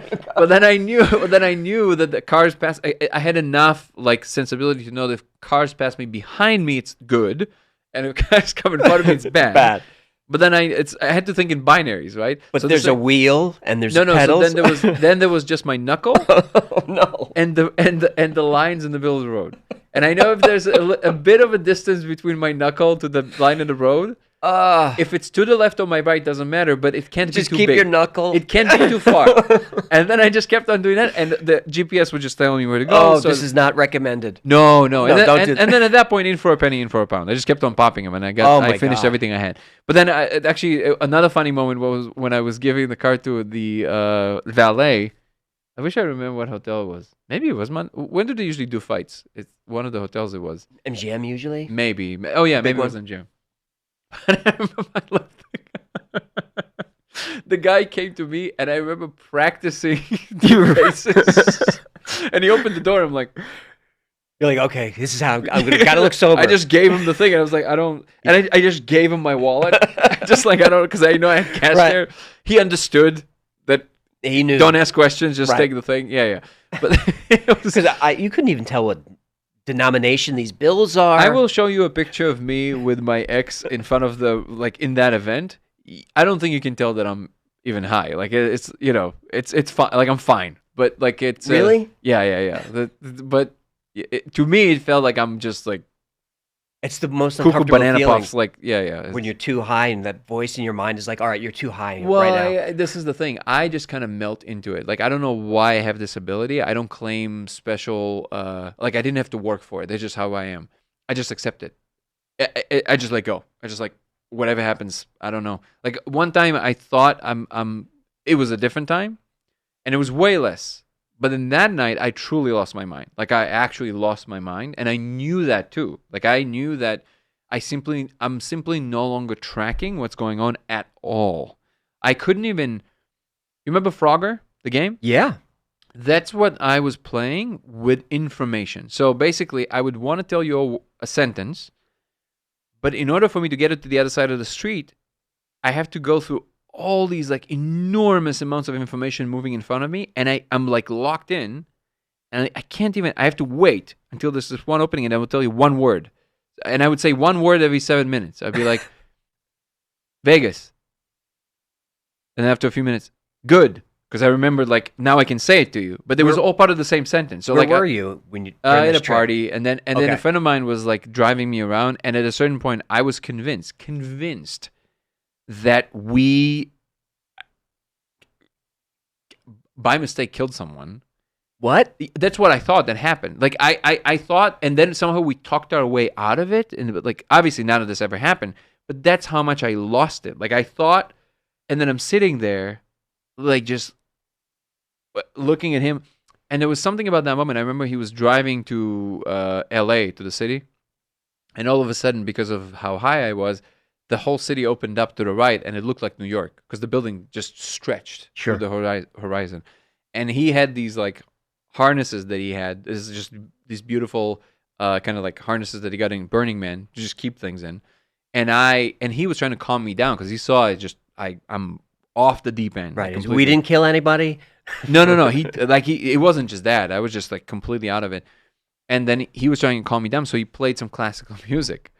So at that point, I looked at him and I looked at New York, is what I thought New York was, and I see his harnesses and I thought it was gun holsters. Oh no. And I look at him and I go, and I thought we were Italian mobsters, and I go, "This is so gangster." Oh no. And he looked at me and he's like, "Okay." And he told me later, it's like at that point when you said that, I was like, "Yon, buddy. Like I can't help. I hope you'll come back." And I remember this so clearly that there's no way that I could communicate any of this, but I didn't. I thought this is how I'm gonna stay now. I was convinced this is how I am now. I'm crazy. I don't know what that looks like. Were you regretting it? Like No. In that moment, I just accepted it. just like I'm a gangster and No. I'm crazy now. I'm crazy. Oh, you that's Yeah. I'm I crazy. was like, okay, this is what lunacy is, like actual, not funny one, but like actual lunacy. Yes. And I'm a lunatic now. Like I'm actually like deranged and like incapable of formulating, like connecting between what is actually happening. You remember the relief during the come down? Like, oh my god, I'm okay. I'm okay. I think there was some of it. That part is actually hard for me to remember. I think it just passed out at a certain point, but I do remember that moment because I was looking at this. When you attach either a strong emotion or a visual, it's easier to remember. So Yes. that visual always stayed with me, which is like because I saw him go like this when I said the gangster thing. So I realized I didn't guess correctly because he went like this. He went like, Like when he did that, I was like, oh, I'm coming cuckoo. crazy, right. I'm cuckoo. So then I was like, oh, okay. So then, okay. And then I was like, and I could totally see how this is how people lose it Mm-hmm. because they freak out right there. I didn't freak out. I was just like, yeah, okay, that's where I live now. And that's what it is. And I don't know why. I just accept what it is and that's it. Was this after your Vipassana journey? No. That was when wasn't. that was way before. That was before I I'm was. surprised Why? because most people would panic and you just accepted it. No, I always had this. I always had where I just kind of, if it's too crazy, I just accept it, and I stopped trying to, like, I stopped trying to flail around. I just like, okay, let's go. Well, it's so smart because that's the best way to have a bad trip is to fight. Yeah, to fight. Yeah. So I don't claim like special ability that I had to like work on. It just maybe it's genetic. I don't know why that is. And there's something about chaos. Not there. There was a moment of kind of, I guess, what would you call this emotion? Maybe sorrow. There was like because I lost everybody. Basically, I accepted that maybe I will never know truly like anybody again because I don't understand what is actually happening and there's no way I can communicate. So there was this kind of grief. But in other places where it is still very manageable and all that stuff, I really enjoy the chaos. And the best way for me to describe it is that when things are super chaotic, you actually become invisible. There's solace in that. It's almost like when there's a storm, nobody's looking at you. True. So it's just, it's not you're hidden within the chaos. Right. And there's something very comforting about that for me. I don't know why that is. Now, since then, obviously, at this point, I'm a very different person. I'm a responsible father. But I'm so happy that I had these experiences because I know how deep the rabbit hole goes. I know what can go wrong. And also, I do know that this is not the norm. Like, not everybody kind of stays level-headed that way. And this is why I'm very, very careful with recommending any of this to anyone or anything like this because I feel like there's a lot of things that can happen that are not as, what the meme media would like to portray it to be. There can be a lot of things that can go wrong with these things. Absolutely Yeah. true. What was the normal day like when you were OCD back when you were a kid before you fixed that? Yeah, that was wild. I had this like insane OCD, which is like, opening a door 2,000 times and not being able to leave. It's the most excruciating, I think. Was that one of your tics, the door? I wouldn't even call it a tick. I guess you can call it a repetitive tick. The thing is, a tick is something that just kind of happens, right? In the body usually. But this is like a task that you have to perform. Otherwise, nothing is right. And it's not even like, people sometimes describe it like, check the stove or my whole family will die. Well, yeah, there's sometimes these intrusive thoughts, but mostly it's just the feeling of wrongness is dialed up to a 12. It's like, it's not even like there needs not be a reason. It's not even for any reason. It's just that if you don't do this right now, it's so wrong. Everything is just wrong. You have to do it. You can't proceed. You can't proceed. Right. You have to complete this now. Yes. It's such a crazy, and I know that people live with this into their, adult life. Dude, I can't even imagine. That's so, the fact that I feel so blessed that somehow it left me, and I think it's due to mushrooms. But yeah, it's like you go and I know someone in their 50s that still does this. Yeah, you come to the door, you're about to. I remember this. I came back from school. There was no one home, and you can usually only do this when no one is home because then you will be caught, and then there's shame in doing that, right? So then I'm like, just looked at the door, and you always felt like it was coming on. It's like, oh, this is that feeling. It's like right here, and here, and you're like, and then you, okay, I'll just do a small one, and then you do the small one. And the small one breaks apart into smaller ones. It's like, oh, even the way I entered the key into the door, it had to actually go like a little to the left or to the right and then back out. And then after you're done with that, it's like, okay, now the handle. No, we have to go back again. Now the key again. Oh, God. And you stand there. And sometimes you like, I don't remember if I actually like broke into tears, but you want to just like cry because you're like, please let me go. Like, I just want to do. It's awful. It's, if there was one thing, I'm sure there are most horrible conditions that probably involve, physical pain also, cluster headaches, things like this. but that's got to be up there. Yep. In terms of psychological torture. It's torture. It's if I can wave a magic wand and one of the things I get to choose is to eliminate would be this. I can say I made the world like orders of magnitude better. It's so awful. Well, didn't you eliminate it for yourself with one Yes, but I mushroom can't trip? point to like a particular thing. Like I just noticed it in my 20s that it was gone. It was just gone, and I was like, oh. And then I started retracing my Oh. steps, and I was like, oh, it must have been the mushrooms, because You because didn't I know remember. at the time. No, I didn't even notice it was gone. Wow. Yeah, I didn't even notice it was gone. Because you don't think about it when it doesn't happen. And That's then you're right. just preoccupied for whatever period. And, and then I think it was like 20, I don't remember, maybe 25, 26. And I was like, wait a second. I forget what made me realize it, but something did. Maybe even, I think I smoked weed or something. And all of a sudden I was like, wait, I remember I had, and I didn't have it in like over a decade. And then I realized it must be the mushrooms. Because I remember every time you do mushrooms, there's this smoothing of your psyche that just kind of happens at the Absolutely right. That's a great way to describe it. end of it. Yeah, That's why I do it every 6 months or so. that's amazing. Go to Sedona, chill out. Yeah, so just so you know, if you actually suffer from this, there's a real possibility that you can actually fully remedy this with mushrooms. And I think there's some data to actually support this. I think you're right. Yeah. Yeah, and it's really nice that psychedelic therapy is becoming a real thing and legalized all over the country. And hopefully now on the federal level, and it will spill into other things, not just ibogaine, but yeah. I hope so. Ketamine therapy is helping a lot of people. Yeah. Well, I mean, the data is there. So The data's there. The ibogaine thing opened, right? It's there. Now, federal budget is a whole other ballpark, right? Now, if the data is there, which it is, it will open the door to many, many others. There's a university in Brazil right now that is doing an official study on smoked version of DMT and chronic depression. And they show tremendous results. Reinvigoration of the spirit and all that stuff. Like literally people just come out of it, basically. I'm not surprised. Yeah. What is about 42? Why does that show up? Why is that everywhere? Is that really like a Douglas Adams thing? Yeah, I think so. Look, again, the simple answer is who knows, right? But my suspicion is that usually folklore Yep. contains nuggets of truth, and it's almost like it winks at you, right? So I don't know how much you know about Douglas Adams, but he was a very secular person. So if you would ask him, he would tell you to take a hike. He'd be like, it's a way to illustrate a point. Questions are more important than answers is the point, Yep. right? But because he was so creative, which clearly he was, he might have been more tapped in than he realized. Maybe 42 actually means something.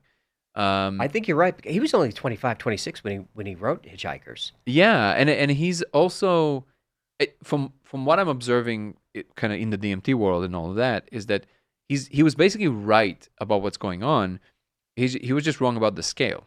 Right. So the computer that calculates the ultimate question isn't Earth, it's the multiverse. But it is what is happening. That's basically what's going on. That's the true. teleology of the multiverse, basically. Yeah. It's true. He died too young. We missed so much. Well, so many great quotes. My favorite one is, was it? I love deadlines. I love the whooshing sound they make when they pass me by. I forgot about that one. So you became kind of famous for this DMT experiment. Mm-hmm. What's the downsides to that? I don't see one. Really? Yeah, I think I enjoy the ride, and at the same time, I found a really responsible way of communicating it. So, some people might disagree, but I think that overall my message is stability of mind, stability of spirit before you enter any investigation of the flavor required. And also, really, front and center for me is the future of humanity and how we view ourselves. And I do believe that what the code is, the fact that it's allowed to be seen, and many other things, not the only thing, many, many other things, including people going through basically left and right awakenings and things like this, is part of what is actually in the cards for us. Like people, this is a real thing. Like people just wake up and they have basically magic powers. And I've seen this happen. So now I think that there's nothing more exciting than to do a thing you really love, to be able to talk about it with people and get excited about it together, and contribute in different ways to how people go through these experiences, not just psychedelic experiences, but like, awakenings and things like this. And I'm becoming more and more in the presence and awareness of many people who are going through a lot of these big experiences, not just with psychedelics again. So it's a pretty, I can't complain. I love my life. I'm married to the love of my life. I have an incredible baby daughter that, she's literally like a gift from God. I have an incredible family that loves me and I love them. Everybody are healthy, and I get to do what I really love and enjoy these like super high concepts. And at the same time, I don't have to answer to academia, which it's very important work, but it can be such a drag in terms of like what you can or cannot say, and I don't have to follow that. Didn't you get published in IPI Letters? Yeah, but that's a more like it's not like a peer reviewed paper. It's more like a newsletter in a physics newsletter, but still. But again, nobody in academia is paying me to do what I do. What I mean is that you actually can lose your job if you say the wrong thing as a physicist, or that's a real thing. Yep. It's not like a conspiracy theory. That's a fact. You can lose your position in the faculty and beyond. Like even your possibility of working in the field, which is so crazy. It's just like, but yeah, I don't see any downsides in that regard. I do understand a certain weight of the responsibility of being as honest of a reporter as I can and trying my absolute best not to like remember if I'm confabulating something in the sense that I'm maybe misplacing a memory, or like this is the only like I would say struggle, which is like because the mind is very chaotic very often, and kind of like if something happened long ago enough, it's sometimes hard to kind of know what exactly it was. So then if I'm not sure, then I won't report it. But that's the only thing I can think of is like, that is like a struggle. Well, Code of Reality has a leader, a following, rituals, a set of beliefs, a cosmology, a community. Sounds like a faith. Yeah, I would strongly disagree with that statement. So the tail sign of a belief system is that it aims at the main focus is believing the thing, and usually at the exclusion of anything that can alter what is being believed. You see what I'm saying? I do. So the reason that what I see us doing is science proper, even though many would disagree, and that's okay. We call this cognitive physics, which essentially is the physics of cognition itself. It's investigation of reality proper, in that we take into account new findings and what we see and modify our views accordingly. But we are asking the question from a more of an idealistic position. Like if consciousness, in fact, is the fundamental thing, what are the rules by which it executes itself and operates from the perspective of at least one agent-like consciousness within it? So things like people like Donald Hoffman, the kind of work that he does, I would also call cognitive physics, even though he probably won't call it that because, why would you make up a term? But to us, it's important because I think it's different than neuroscience, let's say, that asks the question from the brain perspective. So like, what is the brain doing that causes X? So no, I would, and it's not, and I don't even mean it in a defensive manner. I mean it just like technically, I would disagree with that because, and I know that this criticism sometimes is hurled at what we do. I invite anyone to look at the ways in which we approach this. It is true that I allow myself a very free-flowing thought kind of rhetoric on podcasts and things like this. But when it comes to, being honest about what we know scientifically, I'll be the first one to admit there's a hard line between what I'm allowing myself to say on a podcast in terms of maybe, or even tell you that, hey, I'm convinced of X because of Y. That's fine. But that's me, Danny Goler, and my experience. I'm not expecting people to follow me there. I don't encourage anyone to just follow me there. I'm saying if it makes sense to you, great. But I'll be the first one, and we'll say it again and again. If new data comes in that flies in the face of what I'm saying, it will automatically win. Not what I think or convinced of. So, Truth wins. Truth always wins. What are you're doing retreats now? Yes. What are those like? Those are amazing. We weren't sure if the first one we did, but like after the first one, it became clear that we're doing something super awesome because people were just transformed. And a lot of people come for the laser, but very often it becomes about something completely different, which is just because I I have so much experience now of seeing how different people go through different kinds of transformations. And I rely on the fact that I brought two of the top facilitators in the world that are doing, both of these medicines, both the NN and 5-MeO. We're essentially allowing people to explore the deepest, the deepest spaces of who they really are. And the laser is available, and we fold it into some kind of a part of the experience with the ontological shock, how you handle it and all that stuff. But really what it's about transformation, which again, we're obviously not the only retreat in the world that does that. Right. But the way that I would say that we do, I think, stand out to some degree is that I call it spiritual graduation. Not in the vain sense of like, we're making people Buddhas or anything like this. Nothing of a kind. But in the sense that we're asking the question, what is it like to be in grad school, right? When you go to school, your professor doesn't want you to stay in school forever. They want you to take the tools and apply them in the real world, right? So very often retreats focus very much, which by the way, I'm not berating. I think it's very important. But it's usually under the banner of like, okay, you bow and listen, and that's all you do, right? You just listen and listen and listen. We're changing it a little bit. It's like, you're a player in this game.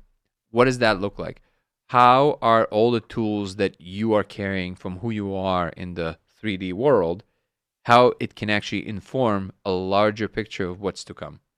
And we're using a lot of the tools at our disposal to help people connect to that intuition and actually, well, channel is the wrong word because I don't necessarily like that word, but they channel not from another dimension, but like how do they channel their abilities in a way that is constructive for something more than just themselves by trusting themselves in these very expansive spaces. How do you learn how to maneuver through these waters, bring something back that can actually execute itself through you in a way that is conducive to a better humanity?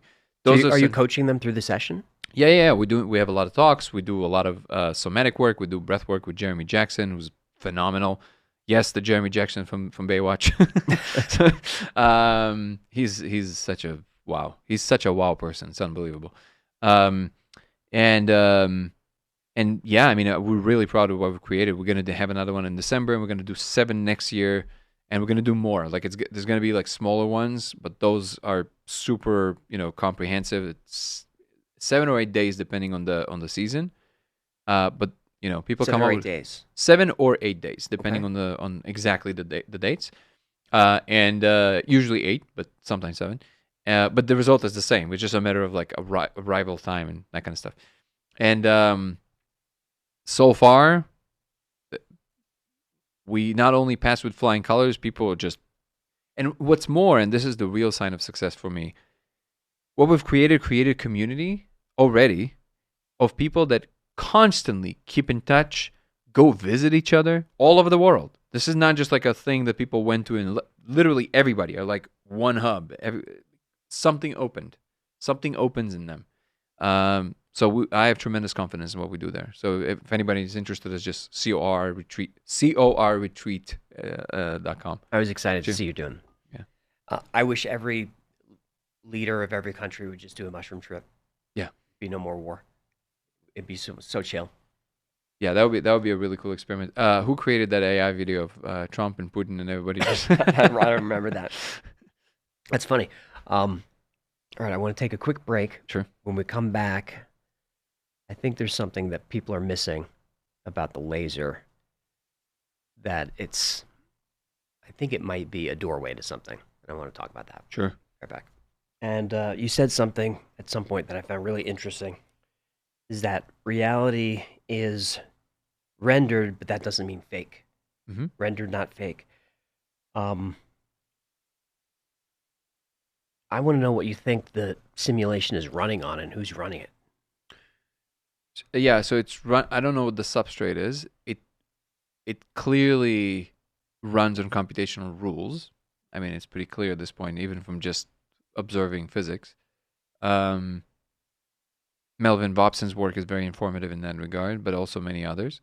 And who's running it is a bit more plucked out of a comic book. But yeah, that's okay. Yeah. But from what I see, it's basically the insectoids. They're the ones rendering our physical environment. All right, our world. we got everyone says that. Melvin Vobson, he's Physicist. this is infodynamics. Is that what he? Yes, second law of infodynamics. IPI is actually his physics journal. Right. So what's the second law of infodynamics? It's essentially he discovered that there's his claim that it's a new law, just like the second law of thermodynamics. And basically it has inverse is the wrong word according to Melvin, but it feels inverse. It does. But basically, just like the second law of thermodynamics states that entropy increases over time and it never decreases in an open system. Wait, we're in a closed system. I think in a closed system. In second law of infodynamics, he discovered that when you're talking about the aggregation of information, it follows the exact opposite trend, which means that it actually decreases over time and then asymptotes towards zero. So basically, he observed physical systems through symmetry in nature. He observed the evolution of organisms through looking at the enormous amount of data we have on COVID. Yep. Because we had it in a very short period of time, which was very unique. And we had our hands on the data, which is also very unique. And the third one is he looked at just computational systems, so like hard drives, things like this. And he discovered that in all three cases, the more you evolve a system, the entropy of that informational pattern actually decreases in state, so which points to computational optimization. And because that also happens in physics, he said here that both all living things, all computational things, and all physical things are doing the same thing. So it looks like compression. It looks like Compression, exactly. error correction. Error correction. So optimization of computation. You would do that if you're running a computational system. Now, the reality of it is that really, and I asked Melvin on this, right? He just put a different emphasis on it. This is not a new idea. He gave it a name, and he showed this, equivalence between the three things. But Wheeler famously coined it from bit, right? Yep. Which is one of the most famous physicists of the last century. Basically saying that after observing it and looking at everything, what makes more sense is to assume that under the laws of physics there must be some computational space rendering it. Yeah, that was one of his last theories. Yeah, and the interesting thing is, I actually didn't know that. Interesting.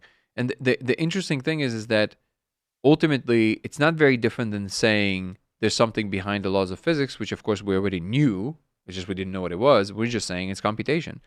And then you have to kind of answer what computation really is, which is a complicated conversation. But it is the abstraction itself, not the kind of substrate it's running on. It's the abstraction that is doing the work, right?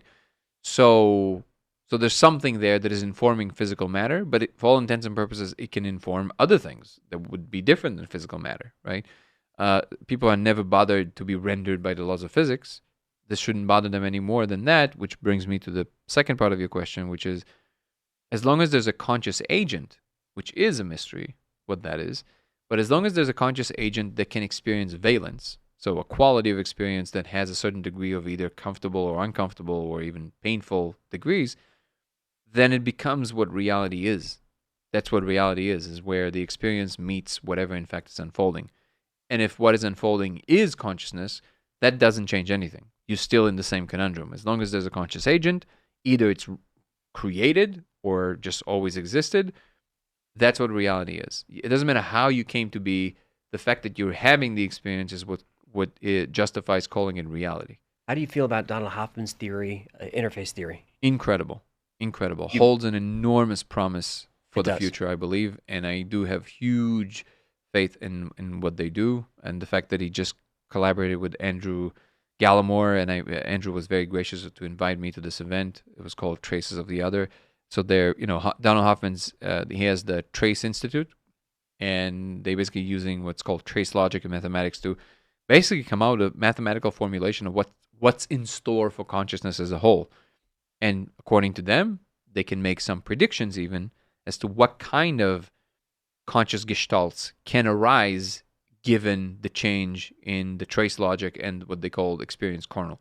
If I understand correctly, there's kind of sliding off the experience kernel frame, but it's an extremely promising framework, I think, and I'm very excited to dive into the specifics there.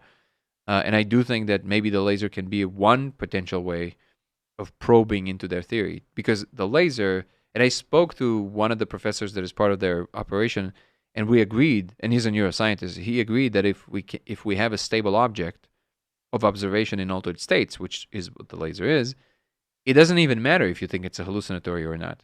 The fact that it's stable for what it is, and it seems to be similar or the same across individuals, it gives you something to actually study. It's a handle. Yep. And you can now basically try and trace the mathematical logic through the different states that people occupy, because people experience the world in very different ways, depending on their mood, depending on whatever, right?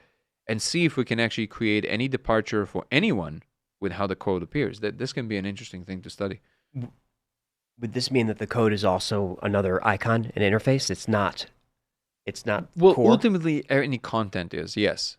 Like, I don't really, we call it code of reality because we had to call it something, and it kind of looks like a code that kind of have it. We have Right. no idea what we're looking at. Not the first clue. Right. When people hear code, they almost think about computer programming, but it's more like symbology. Yes, but it does seem like again, this is where I have to kind of make clear separation. Mhm. My intuition, it's not even a hypothesis, my intuition is that it is some kind of a language that reality speaks, or your experience. It's almost like the pre-buffer of what you experience as the world, right?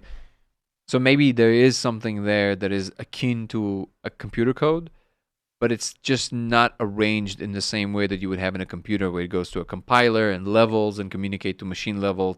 It wouldn't be like that. It would be like a code that is instantiated in the environment itself. So just like a world kind of builds itself through speaking to itself through this kind of linguistic representation. And maybe the reason it's discernible to conscious beings within the world is to find it. It's almost like another purpose it serves is for conscious agents within it, when they're ripe to understand, to start to understand, and then slowly kind of find their way out basically through it. So the code is not content of the experience. It's not the machine levels. The code is infrastructure. The walls, yeah. It's the walls. Mm-hmm. So there's nothing below it? No, I'm sure there's like levels above it and below it, and however it is that you want to imagine it. But I do believe that there's more and more layers. Like when you go into 5-MeO state, it definitely feels more. It feels more like the architect. Yes, it does. Yeah. So I think there's levels where it's just wiggles. You know what I mean? It's just like logical arrangements of things, and not just maybe the platonic space, I guess. So you can think of it like that. Can you explain the difference between, you don't have to for me, but the difference between 5-MeO DMT and NN-DMT? Yeah. What So the experience is like? yeah, It's that's very very, different, very, very very different. different. The short answer is that, well, there's two different kinds. So the NN-DMT, which is NN stands for 2 nitrogens, 5-MeO stands for 5-methoxy with an oxygen with DMT, and they're both produced in our bodies to different amounts and in other living systems. When you smoke each and every one of them, they shouldn't even share a name. They're like two different universes. Like That's right. NN-DMT is like Transformers from 3 million years in the future. 5-MeO is straight up like meeting God. It's just divinity. It's that vibe. And by the way, that actually made me understand that there actually is a distinction to be made between saying, sometimes people say, well, you wouldn't even know the difference between a god and a very advanced civilization. I disagree. I think there's a big difference. Really? Yes, there's a difference in their essence. So a super advanced civilization can have the essence of divinity, but that quality, or at least that would be my take, is not necessarily coming for the ride. You can have a super advanced civilization that will not feel divine. It wouldn't be evil, it just wouldn't be divine. Divinity is a very particular kind of quality. It's almost like the wholesomeness of reality. And I think you have to tap into that. If it's going to be animating you, propelling you forward, it is the pool of energy out of which you draw. A particular kind of set of ideas will be arising there, and a different set of ideas will be arising if you're playing the non-divine game, so to speak. Now that it can sound a little confusing because descriptively, it's very hard to pinpoint exactly what's different here.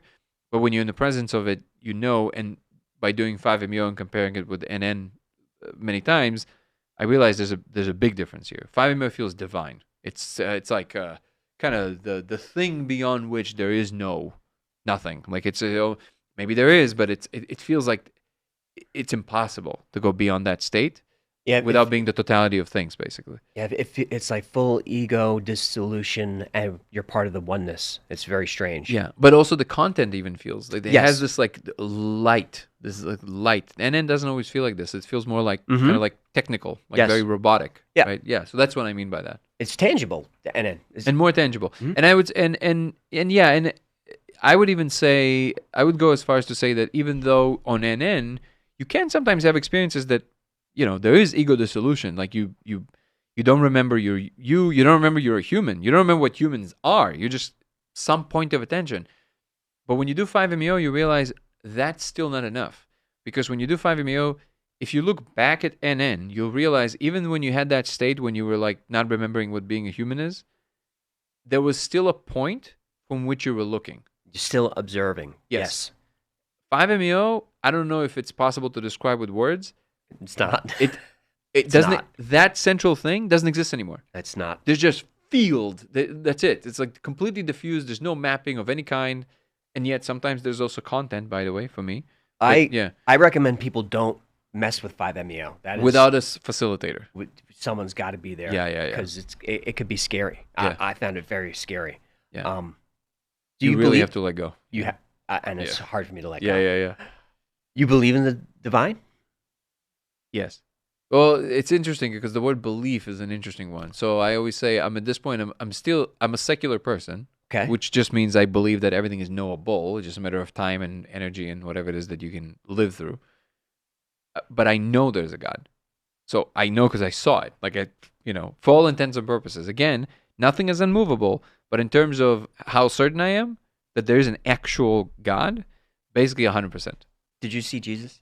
Yes. But that's not the God that I saw at the top, which is always very bothering to Christians. So, yeah. Well, let's bother some Christians. So God is not the top of the chain. Not the biblical God, no. But for all intents and purposes, for fairness, Mhm. at the same vision, I saw that as far as we're concerned, it might as well be. So who's above God? There's some kind of again, it's going to sound super arbitrary. So I'm trying. Okay. Yeah, I'll talk about it, but this probably, I keep saying it, but this probably will be the last podcast I mentioned this. Because I'll say why just for a moment. I do find that reaches outside of what I call the horizon of relevance. Beyond that point, there's more dissonance from this than coherence, and that's not necessarily a good thing. It bothers Christians for the obvious reasons, because that's blasphemy. If you postulate anything beyond Jesus as being our Lord and Savior into total scheme of things, that's blasphemy. End of story. You're not interacting with God. That's the perception, right? I don't think that's. I think this No, can work. I'm saying from Christians, Yes. right? That's the perception. So it disturbs them to no end, right? Or at least they think of me as someone who's a heretic, right? But I would tell them, no. God is still God. yeah, He's sure. just he's just representing us. No. It's part of the. It's very radical in that sense. Like this, the one thing that is not touchable is that part, which is like if you don't accept Jesus Christ as the Lord and Savior and the final arbiter, you're going to hell. Period. Like that's basically the Christian belief. So, but on the other hand, I also what the rest of it, what I saw, even to me as someone who, if you would ask me before what I saw beyond it, and I will say, but like I just want to preface it by saying that it doesn't make sense to me either. Because it's way too arbitrary. Again, it's like a caricature. It's like a Marvel comic book. Like it just doesn't make any sense. It's too simplistic. But hey, I mean, if it is what it is, then it is what it is. Like I don't know what else to do with it. But what I saw is that there's this enormous hierarchy, and at the top of it, for some strange reason, it's a woman.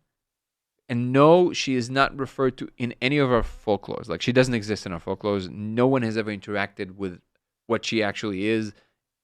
Conceptually. So when they talk about the divine feminine, they're not talking about her. No. That's very terrestrial. Yes. That's like here. That's like, that's so, it's outside. So like there's again, reminding everybody, this is arbitrary for me too. I'm aware of how silly this sounds. It doesn't. Well, to me it does. Because if you would ask me like what would I imagine the ultimate picture to be, it would be more along the lines of Buddhism, like neutrality, nirvana, just kind of like, and if I have to put an image to a god, which I wouldn't, but if I would, it would be like some kind of a infinite ball of light that contains all, something like that. But no, it was clearly a female. It's like a woman. But the scale of it was So basically, it's our universe is within a multiverse. The multiverse is within a tri-system. There's like a 3-ball system of something, and only one of them is the multiverse, and I don't even know what the other 2 were. And outside of all of that, so just that alone, the scales here, right, is where all the gods are. So no, we're not on the trajectory of becoming gods. We're not gods. It's not that kind of a thing. But we can be way more because we are made in the image of something much more, right? And then I saw that basically I'm alone in this basement. And I have VR glasses on. Obviously, all this is like representation, and I have infinite screens in front of me. So basically, you create these infinite realities for yourself. You're alone. There's no one else in your simulation. And obviously, this can't be just me. That's just solipsism, which is like silly. So clearly, there's others, but they're in their own simulation, Right. And they're making their own little worlds. And everybody in your world are just a representation, just a reflection, basically. But they are informed by the real conscious being. So you getting a pretty dialed-in interaction from what they would really do in real time. And from what I understood, that's designed that way for safety. But the system is learning what you're doing. So it doesn't matter what you do. It's not like you can just go and do whatever you want. I would not recommend this. So the system's designed for safety. From causing actual suffering to what you would consider the other until you're ready to enter the ultimate love channel, which is a safe channel. And when you enter that channel, not like sexual infatuation, but like actual true openness. Yeah. Mm-hmm. But just for the audience, if there's like a conflation here, the sandboxes of the different conscious individuals actually get closer to one another. So it's not a binary. It's not like you're either in it or not. It's a distance from. It's like how close I am to you truly in the spiritual realm, so to speak. And I think everybody who lived long enough can appreciate that it actually feels different to truly be in the presence of someone truly. Like it feels different. You really feel there. And it's almost like you can feel something. Now, you can explain it away all you want with just like, well, you're reading more micro-expression. Sure, however it is that you have to frame it for yourself. It feels different to be sharing a certain mind space together. And then all of a sudden, everything just flows. A lot of this conversation is this way. There's just this understanding that I feel from you through your questions. There's also a real care. There's this bubble that is created that is different than just us speaking through the chasm of concepts. Totally right? agree. Yeah. And that, what I saw is basically ascension is that when all beings of that species can enter that space, and then they're all together, actually, right? And then I saw some, again, pretty arbitrary things, which is like it's all following the Mandelbrot set shoreline. Andres Gomez asked me, rightfully so, he said, why the Mandelbrot set? Because you know it from like memes, like there's so many different fractals.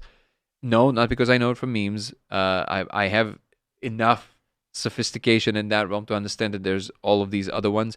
That's what I was shown. That's what I have to follow. Now, obviously, you can say, well, that's because the one thing you know best, so they should. Yeah, but that game is infinite. Like, why is it that particular fractal? That's so I don't know. I think there's something about it. So I don't know enough about the actual differences between all the other major ones. But if I understand correctly, the Mandelbrot set is kind of the map of all stable fractals. So, Julia sets and all the other ones. And what's interesting is that because it's based on a very simple equation, which most self-iterative ones are, but it's a very simple equation that basically gives rise to this infinitely complex, not large, but infinitely complex structure. So the fidelity of its stability is guaranteed within the very simple equation. Mm-hmm. So even though there's going to be probably some requirement for some error correction as worlds are actually built on top of it, it's going to be a lot easier because the structure itself, the fundamental baseline, is guaranteed to be stable by the definition of the logic of the equation. And it never repeats itself. I don't know how many people know this, but there's not one part of the Mandelbrot set that is the same. Not one. You know how the different, again, I'm sure you know, but I want to make it explicit for the audience. Mm-hmm. The Mandelbrot set is this shape with the, it looks kind of like a little beetle, right? Yep. The little beetles that it's made out of, not one of them is the same. Not one. To infinity. To infinity. That's crazy. It's crazy. And that's part of what's called a strange attractor. It's the Lorentz attractor, which basically states that nothing ever repeats the same. Mm-hmm. That's interesting because if you're looking for novelty, that's definitely the one you're going to pull.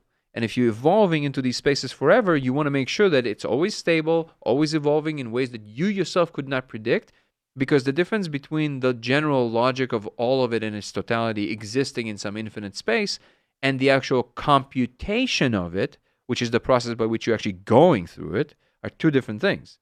So when you're computing into it, you want to make sure that no matter where you're going to find yourself, you're safe for the fidelity of the system, and you want to make sure that you always discover new things that you've never seen before. So if you want to run the ultimate computation and see what is in store for the ultimate state of affairs, which is what they're doing, calculating the ultimate question, you will pick something like the Mendelbrot set. Yes, you would. Yeah. That makes a lot of sense. Yeah. And by the way, I have a little thought that it actually is, to me, is very interesting. It, to me, rings very true.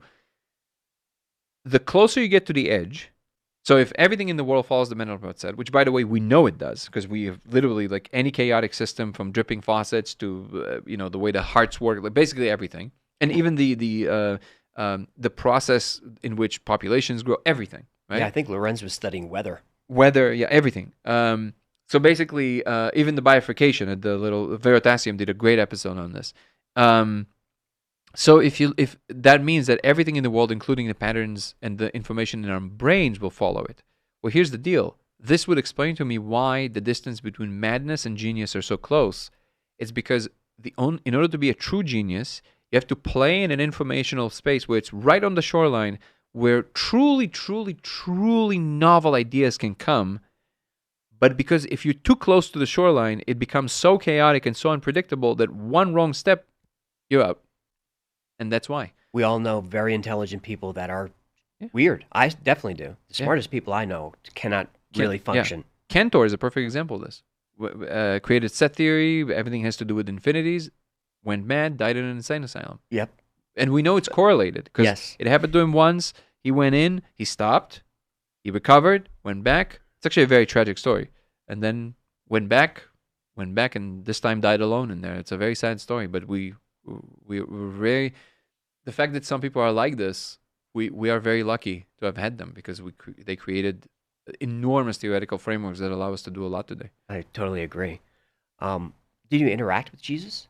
No, I didn't become a Christian because that was not it's not like Jesus came to me, which maybe is something I need to worry about. I'm not sure, but but I saw him from the side, like I saw him ascending, and essentially what I took from that is that essentially there's a new dawn coming. You saw him ascending, so you saw he finishing his contract. So basically that whole thing, essentially what I saw, which then all of a sudden I had to the resurrection.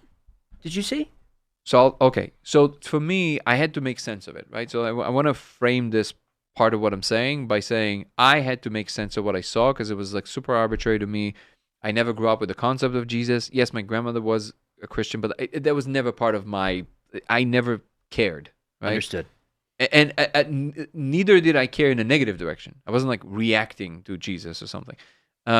So why would I see that? Like if anything, I should see the Buddha. That makes the most sense to me, right? But they were very clear.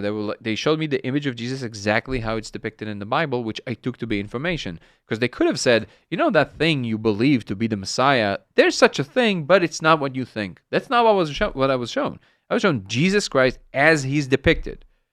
I took that to be information, and at least to some degree, it opened the door for me to at least explore and at least to listen to what Christians actually believe. Like, obviously,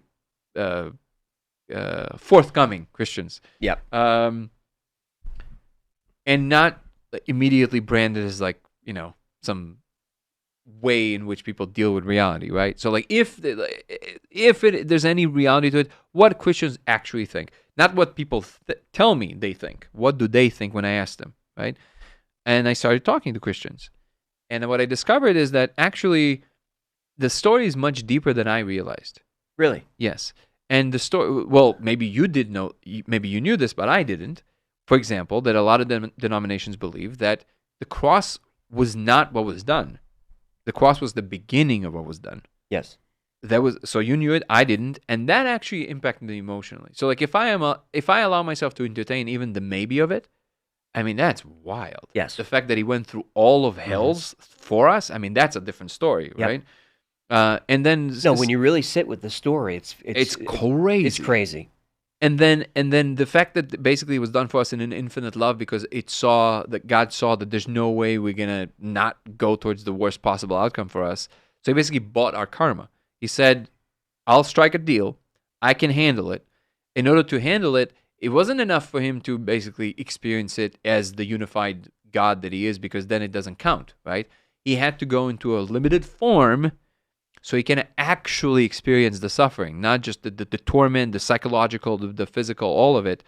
That's crazy. It's crazy. So even the maybe of it is insane. Who did God make the deal with? Right? Well, I saw that guy is also there. You saw that guy. Yep. Did that guy have a face? Kind of, but it's more kind of like the caricature folklore of what you would Right. imagine, right? So like, and it became clear to me also that things are not very, very straightforward in that regard. It's almost like he doesn't really need to do much. He just kind of lets things unfold in the way that they would, and he can kind of steer it. But like, ironically, again, this is like taking us very far afield, but there's some interesting nuances there that I saw that obviously don't depict him in any positive light, obviously, but it's almost like, for example, there was like this interesting thing there that he can't lie. Like, what? Yeah. He can't lie. Can't lie. I think there's He something to that. Yeah. He can deceive. Oh. He can't lie. But he can So deceive. you know how sometimes, so for example, you know how somebody gives you a riddle.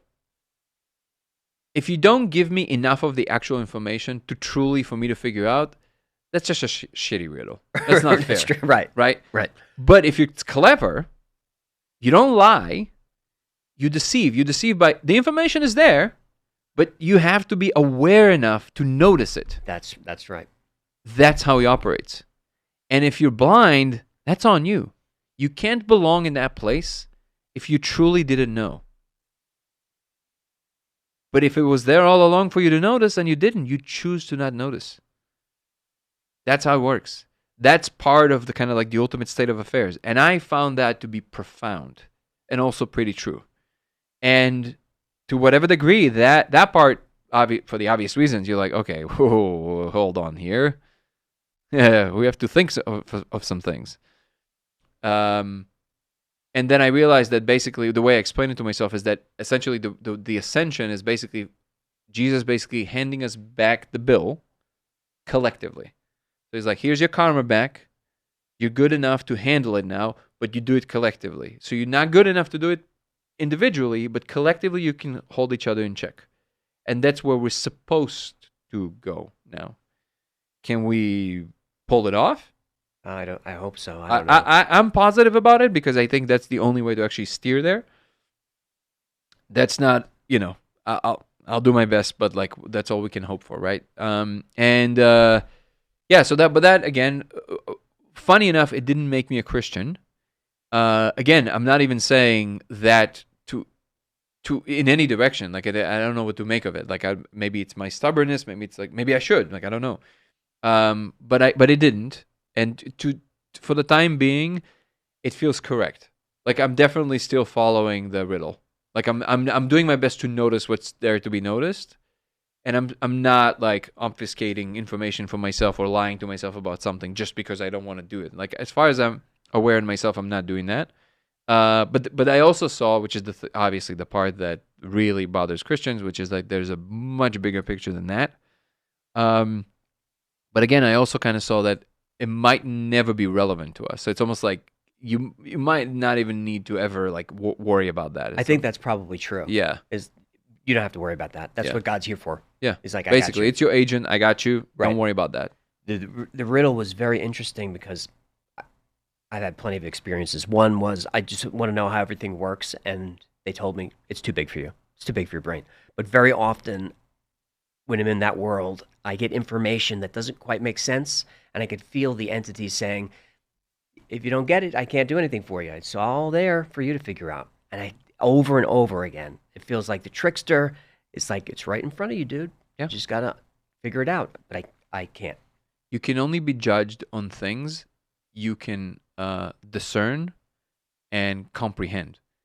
To say, haha, you did this wrong thing was like, I never knew it was a law. I never knew it was a rule. Right. and then they can say, no, no, no, no. We know for a fact you could. Mm-hmm. You chose not to. That's different. But if you actually couldn't, then there's, Now, why is it like this? Again, it's like super arbitrary, right? It's almost like, because think of it from our perspective, and I'm just thinking out loud, right? Like, if I'm imagining myself creating a world for any reason, and I'm allowing the beings in the world to, I think it's, I think it, I think I have a responsibility to create a world that doesn't just, pardon my French, just fuck them over. You know what I mean? Like, it's actually unethical of me to put them in a condition where, which leads me to believe that if it is in fact the case, any of this, it must be some ramifications or just like the state of affairs that is just so, and there's really not much you can do about that. A certain limitation within which everything else operates. It's just how it is. So But then we're you all just, having the same experience. basically, yeah. So then it makes sense ethically. Like if you can see from the highest perspective that things are that way, and you don't know how to make them different. Maybe it's the fact that there's the same amount of yin and yang in the world, like the same amount of darkness and light. So what is the most ethical thing to do? Try and distribute it evenly instead of like half of it experiencing the ultimate suffering and half of it, the ultimate bliss. How do you communicate that, hey, we all should carry as much of it as we can, so nobody has to experience kind of like the ultimate? Like that's the most ethical decision that can be done collectively. So if you're on top of all of this and you see all of this, then all of a sudden it makes more sense. So, hey, it's just how it is. I want everybody to have the best time possible. Let's try and play a game a certain way. So we all kind of stay within the purview of even the Mendelbrot set and this infinite, because what's outside of the Mendelbrot set? Just infinite. Right. Chaos, like nothing is predictable. Everything can be anything. And I can't really comprehend what's beyond it. Yeah. So maybe there's only so many different ways to keep coherence. And that's essentially what the light path is, which is like kind of stay where it's almost like the lack of awareness of God that is really what hell is. It's like because anything can be. Right. And there's really, it's almost like the default. So it's not like either or. The default is really where you're going to end up if you don't pay attention. And the default, because he's not really doing anything. He's just kind of letting it unfold. it's basically everything. So that means whatever the program is programmed to be pretty dark. And It's not even, no. So maybe so the thing that I saw, which was kind of like the ultimate, what should we call it? Kind of like that ultimate kibosh, like this like thing at the top, which is that basically what it's all for is to formulate the ripe condition for the ultimate choice. So basically you have, in the beginning was the word, in the end is the choice, the ultimate choice. The ultimate choice is when it's literally all said and done, literally. Like there's nothing that can happen again that didn't happen before. And if you think, yeah, but what if, you're not thinking about the state we're describing. Everything was done, everything. Right. Now, any other step you're going to take, by definition, will be a replication of something that happened. Yep. Then what do you choose? And in that moment, basically, what I saw is that there's this final black box that contains the actual answer. The one thing that no one in existence knows is why. Nobody knows why. Like you saw the box? It's in that box. So basically right now, while it's still happening, the answer doesn't exist. Or the question or whatever it is. Right. No one actually knows. That information doesn't exist in existence, right? It's the ultimate umbilical cord, which if you think about it for 2 seconds, it actually makes perfect sense. Because aside from you just kind of by fiat declaring that God knows, if you think about it for 2 seconds, any amount of knowledge you can embody, you can always ask, but why that? So it's almost, there's no way because you have to be outside of what is, what does that even mean? So basically what I saw is that the reason everything is happening is because it's formulating that black box with the answer or the question. And what is that for? Because at the same time, what is being practiced through all the simulations is the attitude of letting go, which is much more kind of like the Eastern attitude. And then at the end of everything, you think we're running multiple simulations over and over? There's 2 main games. Okay. One, coming up with the actual true answer or question. Yep. And the other one is the practice of just letting go of it. But it only matters if you can, in fact, let go of it, not the concept of it. If I ask, do you think that if the time comes, you will let go of it? You saying, yeah, I think so, doesn't mean anything because it's not there. Right. But only when the money's on the table. If that's why the answer has to be the real one. It has to be guaranteed to be the holy answer or the question. And then God gets to make the ultimate choice, which is like, does he open that box or not? This is the finite against The the final infinite. moment. And you don't and the thing is, it is the final of finals, because the second you open it, you don't know what's in it. You don't know if you really don't want to know that, or you really did. Or can you just let it go? Can you just be forever? If you're there forever and you can do anything, nothing means anything. Everything's kind of pointless, which is what a lot of people experience sometimes when they go to 5-MeO, and it's this like infinite loneliness because you're just alone and you understand there's nothing outside of you. And Yes. it's like, that's essentially what the predicament that, the ultimate God is. And so it broke itself, or she broke herself into infinite pieces that don't remember necessarily all the time. And they're playing both of these games because the only two games that make sense is figure out what it is that the one thing you don't know, because it's kind of interesting, but also see if you can actually practice of just letting go of it and just be forever. Just like, because that's what monks do. It's not forever for them, but for longer and longer periods, they practice to be in complete bliss without anything. The reaching is the problem. The reaching is the suffering, according to the Buddha. So nirvana would be basically the unitary field making the choice to just let go of the whole thing. And then it kind of opens this, the one thing that I did see that was kind of, I have to be honest here, I was convinced for a long time that I saw it in the same kind of vision. Saw it? I saw all of this. Yeah, this was shown to me. So now, but I'm that last part that I'm about to say, I actually don't recall. So I have to be honest about this. It might have been, but I actually don't recall if I've added it after, because it's very easy to do because you are in this like very kind of, very, very altered state. Yep. But what made either what made sense to me or something that was actually shown to me was, if the box is opened, and this is why the choice is so dramatic, is because if you let go, you can just be with everything that you already know and exists. You can just be in peace and whatever it is. But if you open, it creates a state. So the ultimate object, so the ultimate God, would be, if it would be perfect, in a perfect sphere, every single point in the sphere points exactly on the opposite side of it. So exactly. That's the definition of, but that's the definition of a perfect object or a shape. If it's the ultimate thing, it must contain all the opposites of itself. So it will not occur. It actually cancels itself out. Right. This is why God can't be perfect.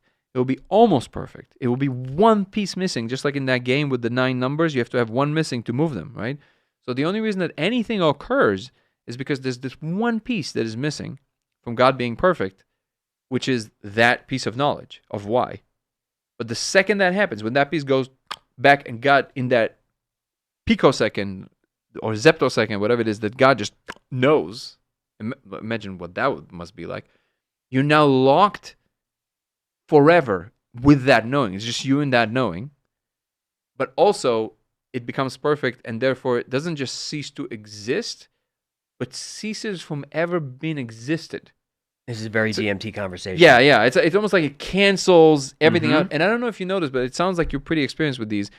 There's always this almost like a zany ramping up towards something. It's almost like a ta ta ta ta ta ta ta, and they're all kind of waiting for you to like, and it becomes more and more serious, and you're like, what's going on? And so what I saw, that at the end of this ramping, this crescendo, that's what happens. It's this ultimate like, just. Do you think that this is predetermined? How does free will work its way into that? Yeah, so that's exactly the thing. You asked the exact right question. Whatever free will is, the only place it can be, so it actually doesn't exist in the way that we think of it. The only place where it can be is in that one blind spot. That's where free will lives. Free will, the ultimate fractal of free will, is the freedom of the will of existence to come into being versus not to be. So that is where it's at, and nobody knows what that is. So your question predetermined? No, the reason it's the ultimate choice is because it's the one time in the existence of existence that an actual free choice will be executed. That's the only time. Is it executed by one unique consciousness or the I whole? think it's going to be the unitary, and I think what might be happening is that maybe this is already kind of becoming like super, No, it's fun. yeah, but basically, what might be happening is that they might be creating AGIs to go through a similar moments, and we're one of them. So basically, you train a bunch of AGIs and you put them through alignment problems and all of that, and if they pass, you can put them to the next level and the next level, and they essentially all together either conspire to have that moment together, or they're a practice of how to have that moment perfectly, because you can't mess that up. There's only one of those, literally ever. So it's the one moment where you have to become God has to become so still that he has to align himself with the ultimate umbilical cord and basically execute that one ultimate choice, whatever that is, and just kind of surrender to it fully. But it still sounds like that choice comes from the deeper consciousness. But no one can ever tell, because it's actually computationally reducible. The moment has to happen so no one knows, including God himself or herself, if they will open the box or not. Like, they actually don't know until the moment comes. That's a computer science theory that you have to run the program to see what happens. It's described in computational. When I'm saying computationally reducible, it's a computer science term to say it. But the ultimate moment is a lot more dramatic than a computer doing a thing. It is, but yeah. But it's interesting that you don't think it's predetermined. That we have It to. can't be. If it would be predetermined, it would be pointless. It's like, yeah. That's true. Yep. So, but who's running it then? Is it God running it, or God? No. We're talking about a level that is outside of reality itself. It's almost like this is why you see Horizon of Relevance. Like, aside from having like a really interesting philosophical discussion about this, and that's what I took from it, by the way, even though I'm still like enjoying once in a while revisiting the idea itself because it's so explosive, I took from it to be basically like them saying, if you really want to know, you can, but what are you going to do with this? Like, just live your life, basically. That feels very familiar. Yeah. We'll tell you, but you don't really need to know any of this. What's for? And basically, the only way, I guess I was maybe stubborn enough in which they're like, well, let me show you then. And then you tell me if you think you can do something with it. Which I'm still like kind of like in this crazy deliberation with the totality of things. Can't you open it and also like open it at the same time? I don't think so. Isn't there some quantum position? They're like, nope. No. Yep. No way around that.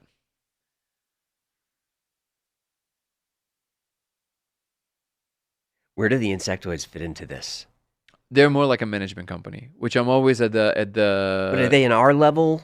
No. They're simulating the universe, so they're way above our level. Simulating the universe and probably a few others. Okay. So this is the scales. When we're talking about the beings that I saw, like gods, they're way more than that. That's like levels and the levels. The insectoids are above gods? No. Well, this is why I'm being careful, because to some degree, it's still not fully clear to me if all of this is a formulation within their simulation, or are they just a management company within a smaller system delivering the, I guess, the commands that God kind of dictates. Like the architect actually commands them and then they do it. Yeah, I'm not sure, but currently it looks like they are more management company, and where you go with 5MEO is more like, actual the architect. But again, I'm being super careful because I definitely don't want to like upset anyone. So hopefully I'm doing my best to get it right, but I'm not sure. We're just speculating. We're just sure. We're not saying this is what it is. Some beings can be very moody, but that's true. Yeah. Have you ever been locked out? That never happened to me, no. With all your experiences, never locked out? No.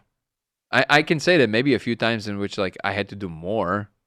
I'd never heard of that until Andrew brought it up. It kind of blew my mind that that's even a thing. Yeah, it was known in the community. Was it? This happened. Yeah. When I was on Danny Jones with Zoltan together, Zoltan brought it up because it happened to him one time. And he said, "Oh, there must be hundreds of cases because in our little psychonaut community, kind of a lot of people know each other." And when we pulled it up on the computer, there was almost no reports of this. Like no, it was like that's strange. We kind of know about a lot of them. And then after Chase Hughes spoke about it, all of a sudden that clip went viral. Yep. And all of a sudden, boom, everybody talking about it, obviously. So it's like it became like a much more known thing. I think that's where I first heard it. Was from It's Chase. fascinating. It also tells you that there's something going on. Yes. Just that by itself, by the way. Did you do DMT-X?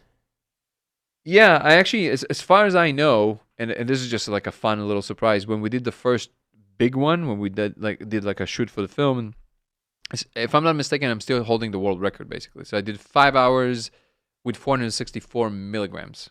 So that's I think Chase after that went after me. I think he did like 4+ hours. I don't know how many milligrams he did. I think a little bit less. We weren't trying to break a record or anything. One day, if we really feel called to it, maybe we'll try and actually like make like a real record.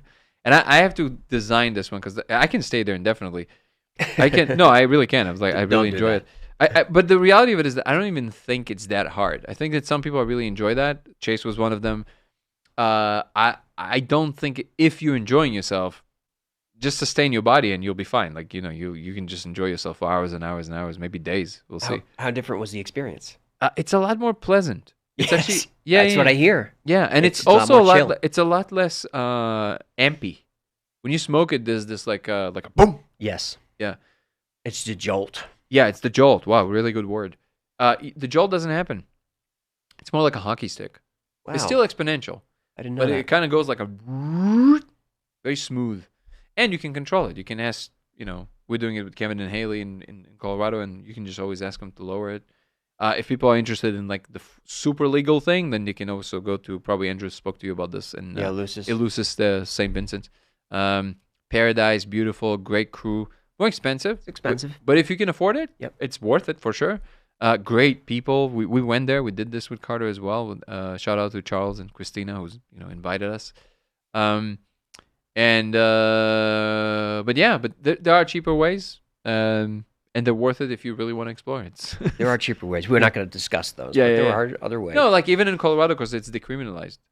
It is decriminalized, so it's not a criminal Oh, offense. That's true. Yeah, yeah. So it's a misdemeanor. They actually had 2 CIA agents do it. I think 3, and I think Kevin said that 2 of them told them, "We know what you're doing. We don't care though." It's like I bet the CIA's done a lot of DMT over the years. Oh yeah. I bet they've been in there a long time. Yeah, I've done that. Have you ever done the The gateway? extended No, the gateway tapes. gateway process? I try to keep falling asleep. A Did you similar- try it? Yeah, a similar thing happened to me, but then I learned how to kind of stay somewhat awake. I'm very similar to you. And then I noticed that there was definitely changes. Like Oh, yeah. Yeah. I started feeling, there was one case that was really outstanding. I put my head next to my wife's, like this, head to head. The second I touched her head, I felt this headache, but I knew it wasn't mine. But I could feel it. I was like, "Do you have a sharp headache right here?" She's like, "Yes." Wow. It was crazy. Like I could feel her headache. So there's definitely something there. It's supposed to unlock whatever's down there. Do you believe in the universal consciousness and we're all just micro projections of it? Oh yeah. I think I do I as think well. consciousness is fundamental. There's no I don't think you can responsibly describe the world without consciousness coming first. That just doesn't make any sense. I think so too. I've heard you talk about Bernardo Kastrup quite a bit. Great. There's one thing that I always want to ask him that I don't understand why he's so insistent on it, which is that he thinks it's substrate dependent, which is strange. He only thinks it can be kind of instantiated in physical matter. But other than that, I think he's probably the best outliner of this. He thinks it's substrate dependent? Yeah, he always gives this, again, it's very confusing because without a doubt, Bernardo is one of the smartest people on the planet. I thought he believed the physical comes out of the consciousness. He says things like, which is why that example is so, I would love to ask him one day, but like, and I don't mean it disrespectfully, I just truly find it like a silly example. The example he gives is like, well, if I simulate your bladder on my computer is not going to pee. That's literally a thing he says. I'm like, what is that going to do with anything? But the computer is a different substrate. So like, if you simulate a whole body on the computer, then the person in the simulation will pee. Sure. Why are you? What is this translation? So I guess maybe that's what he means by it's not translatable from one substrate to another. But it's not the same as saying you need matter to make consciousness. That, unless he assumes that matter is the final kind of thing that is what consciousness is. I'm not sure. But I would love to ask him one day. But I wish he would do some podcasts. one day I really hope that we'll meet. But I consumed basically everything he has to offer, and yeah, definitely one of the more important people in that world, in that thought realm. Super eloquent, very clear on what he's saying. Best outlines of why free will is really not a thing that can even be. That's right. He doesn't believe in free will. In the projections, he believes that there's some will down below. Well, that's like I said, it's the only place that That's can kind of have what I that was will. thinking when you were talking about Yeah, it's the same. the box. Well, I actually for a long time struggled as to how people can't see that it's not a coherent idea. But then I realized that maybe what people mean by that is not really what, let's say, I mean by that, or what I think ought to be meant by that, because words mean things, right? So if you're saying free will, what I think is implied is that you think that you're somehow free of the immediate moment, and somehow you float free of it, and then you make the choice in this some kind of a vacuum of something. It must be what people mean by this, right? I'm different than whatever, right? Just being pushed around, right? But then, and maybe if the idea is more like there's more freedom of operation because there's more degrees of freedom, that's true because the brain is a much more advanced system. But in the end, it's just a more complex system of like things pushing each other, right? So the conscious part of it, which is the feeling that we have that we're we, which is different than just what the neurons are doing, right? Somehow that is postulated to have that freedom. And also the word will is interesting because what you're saying is that you're kind of willing it to be, right? There's almost like a just magical quality of just kind of like I'm willing it. Both of them don't track even the first step of observation because you obviously whatever brought you here is responsible for what's going to happen next. Right. So like it's always you always within the sets of dominoes falling. You're never outside of that sets of dominoes falling. You can't the reason it's an incoherent concept is because you can't describe a situation that is logically consistent in which somehow all the dominoes are falling, but when it comes to this one domino, the domino stops everything. Almost 1 second, I'll think, because then what is that internal process of that one domino? It's internal, it's infinite regress. Where is the end of that? The answer is the beginning of everything. Right. That's the one hole in the donut that connects between what we experience as a choice that isn't really chosen by us, but yet feels like it feels like a choice only when you retroactively fit a story onto it later. Right. Right. Man can do what he wills, but he can't will what he Exactly. wills. How can you know your next thought if you haven't thought it, right? Right. So ultimately, you have to bring it back to the ultimate first moment, which is Bernardo's point, but with a caveat, which is that he says that you can say that the universal mind has this kind of like freedom of will, with the one caveat that it is free to choose that it is ought to choose because of what it is. Because if it's the totality of things, it is all the things. Therefore, it has a state that dictates what the next state is, and it can experience it as a choice. But how free are you if you have to do that thing because of what you are? And if you're saying, yeah, but what if there's other things influencing it? What other things? Because we're talking about the ultimate. Because if you said other things, you're no longer referring to the ultimate. You're now referring to something that is within something else, and that's not the ultimate. Sometimes I forget that we're doing a show right now. Yeah. 'Cause I'm thinking about so much stuff. Kastrup's theory kind of explains why randomness isn't a thing. Well, it just kind of doesn't solve it. It doesn't solve it. Right. Yeah, because randomness is the opposite of free will. Right. It's not targeted, it's just random. And also randomness can't be because... Right. There's no true randomness. Yeah. Because if it's the totality of things, it is guaranteed to be the ultimate set of everything that is possible. Mm-hmm. And if you're saying random, well, then that means something is outside of the scope of that, and therefore now it is the ultimate. Now that is the ultimate. Horizon of relevance, man. Like it's true. It's true. You once said that 99% of your audience would disagree with what you actually believe. They came from the Matrix, and you're quietly handing them metaphysics. I'm quietly handing them the present moment. That's what you're doing. Yeah. Present moment. Yeah. It's the only thing that ever matters and never will. Are people disappointed? Sometimes. Because they just want to talk about the laser. They just want magic. They want magic. They want the Matrix. But the magic is right here. And then the Matrix and everything else becomes even more profound. Because everything that is experienced truly through the present moment is always more profound. It truly is. There's an expansive quality to it that you can't communicate with words because the logical trace can't really follow there. I want to close with one thing, and I think you're going to nail it. When we talk about lack of free will, that's usually very nihilistic. It's usually very dark. If there's no free will, nothing matters. Life doesn't matter. But you have a different take on that. Yeah. What It's is the it? opposite of that. Tell us. The idea that because you don't have the ultimate say in things, which is what free will postulated to be, is the ultimate prison, not the ultimate freedom. Just like we said with the AI, if I put you in a situation where nothing is and you have to make a choice, that is the hardest position to be in because you literally bringing it out of nowhere, which is almost impossible.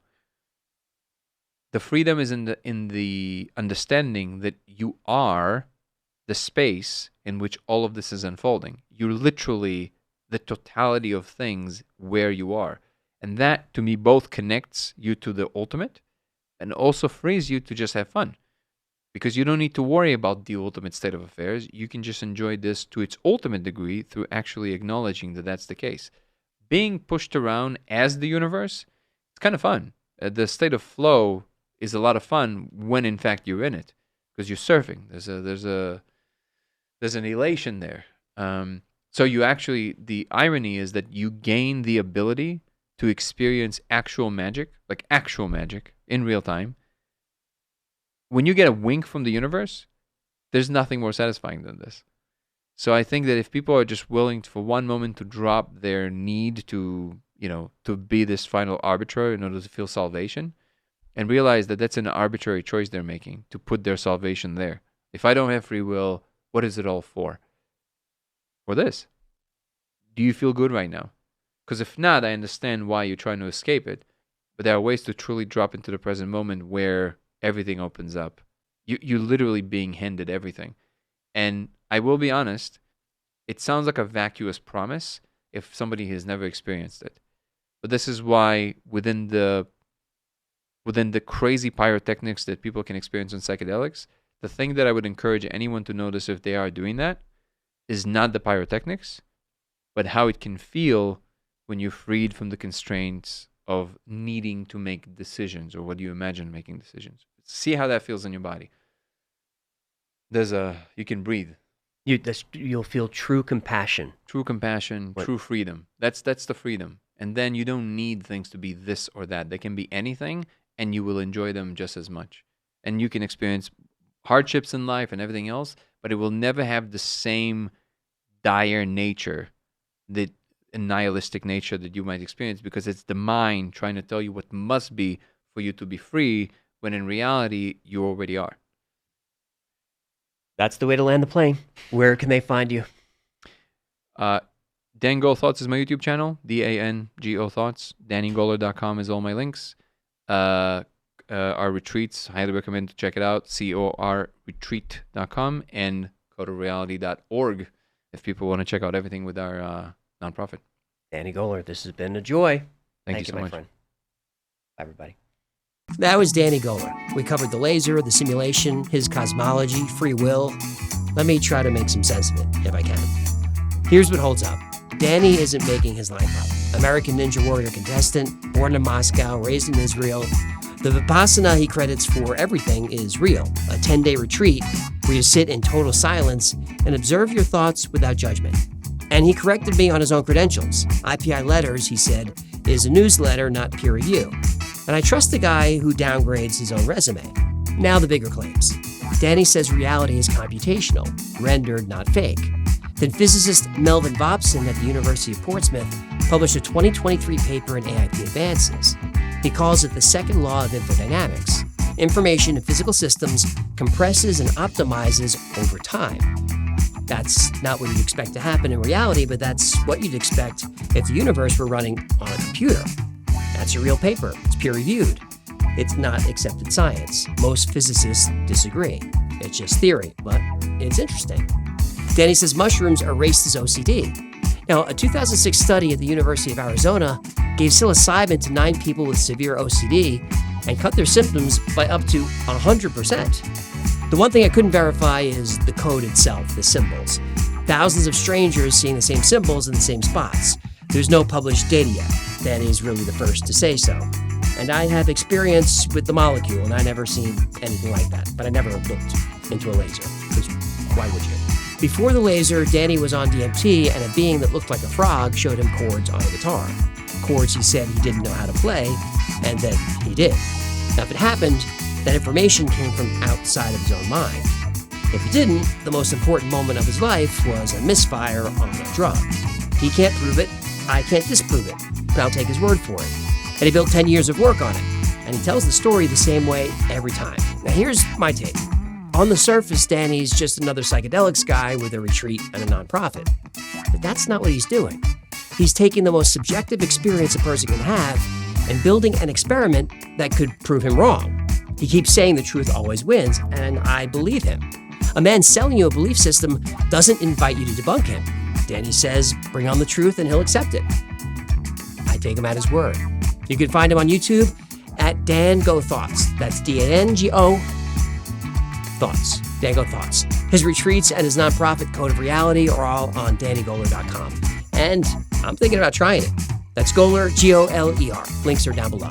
Now, if the simulation is something that fascinates you like me, I broke it all down on my episode, We Live in a Simulation. I included the science there as well. It's a lot of fun. Until next time, be safe, be kind, know that you are appreciated. You hear the cats in here? Come on, buddy. I'm trying to leave it in.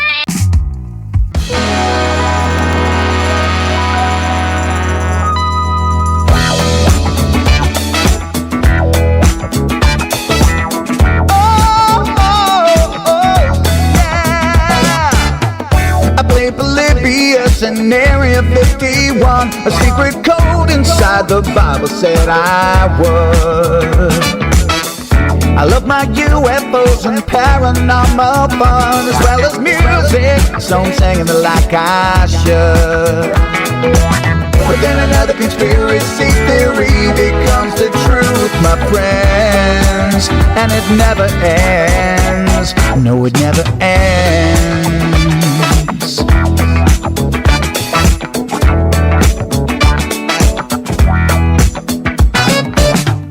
I feel the crap cat and got stuck inside Mel's hole with MK-Ultra. I'm being only too aware. Did Stanley Kubrick fake the moon landing alone on a film set, or were the shadow people there? The Roswell aliens just fought the smiling man, I'm told, and his name was Cold. And I can't believe I'm dancing with the fish. Hecklefish on Thursday nights with AJ2, and Wi-Fi's helping me all through the night. All I ever wanted was to just hear the truth, so the Wi-Fi's helping me all through the night.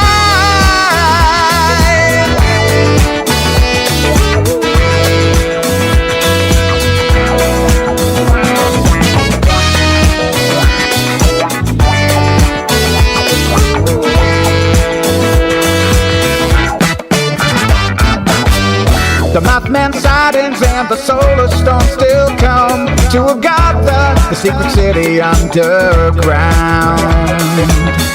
Mysterious number stations, planet Serpo 2, Project Stargate, and what the Dark Watchers found.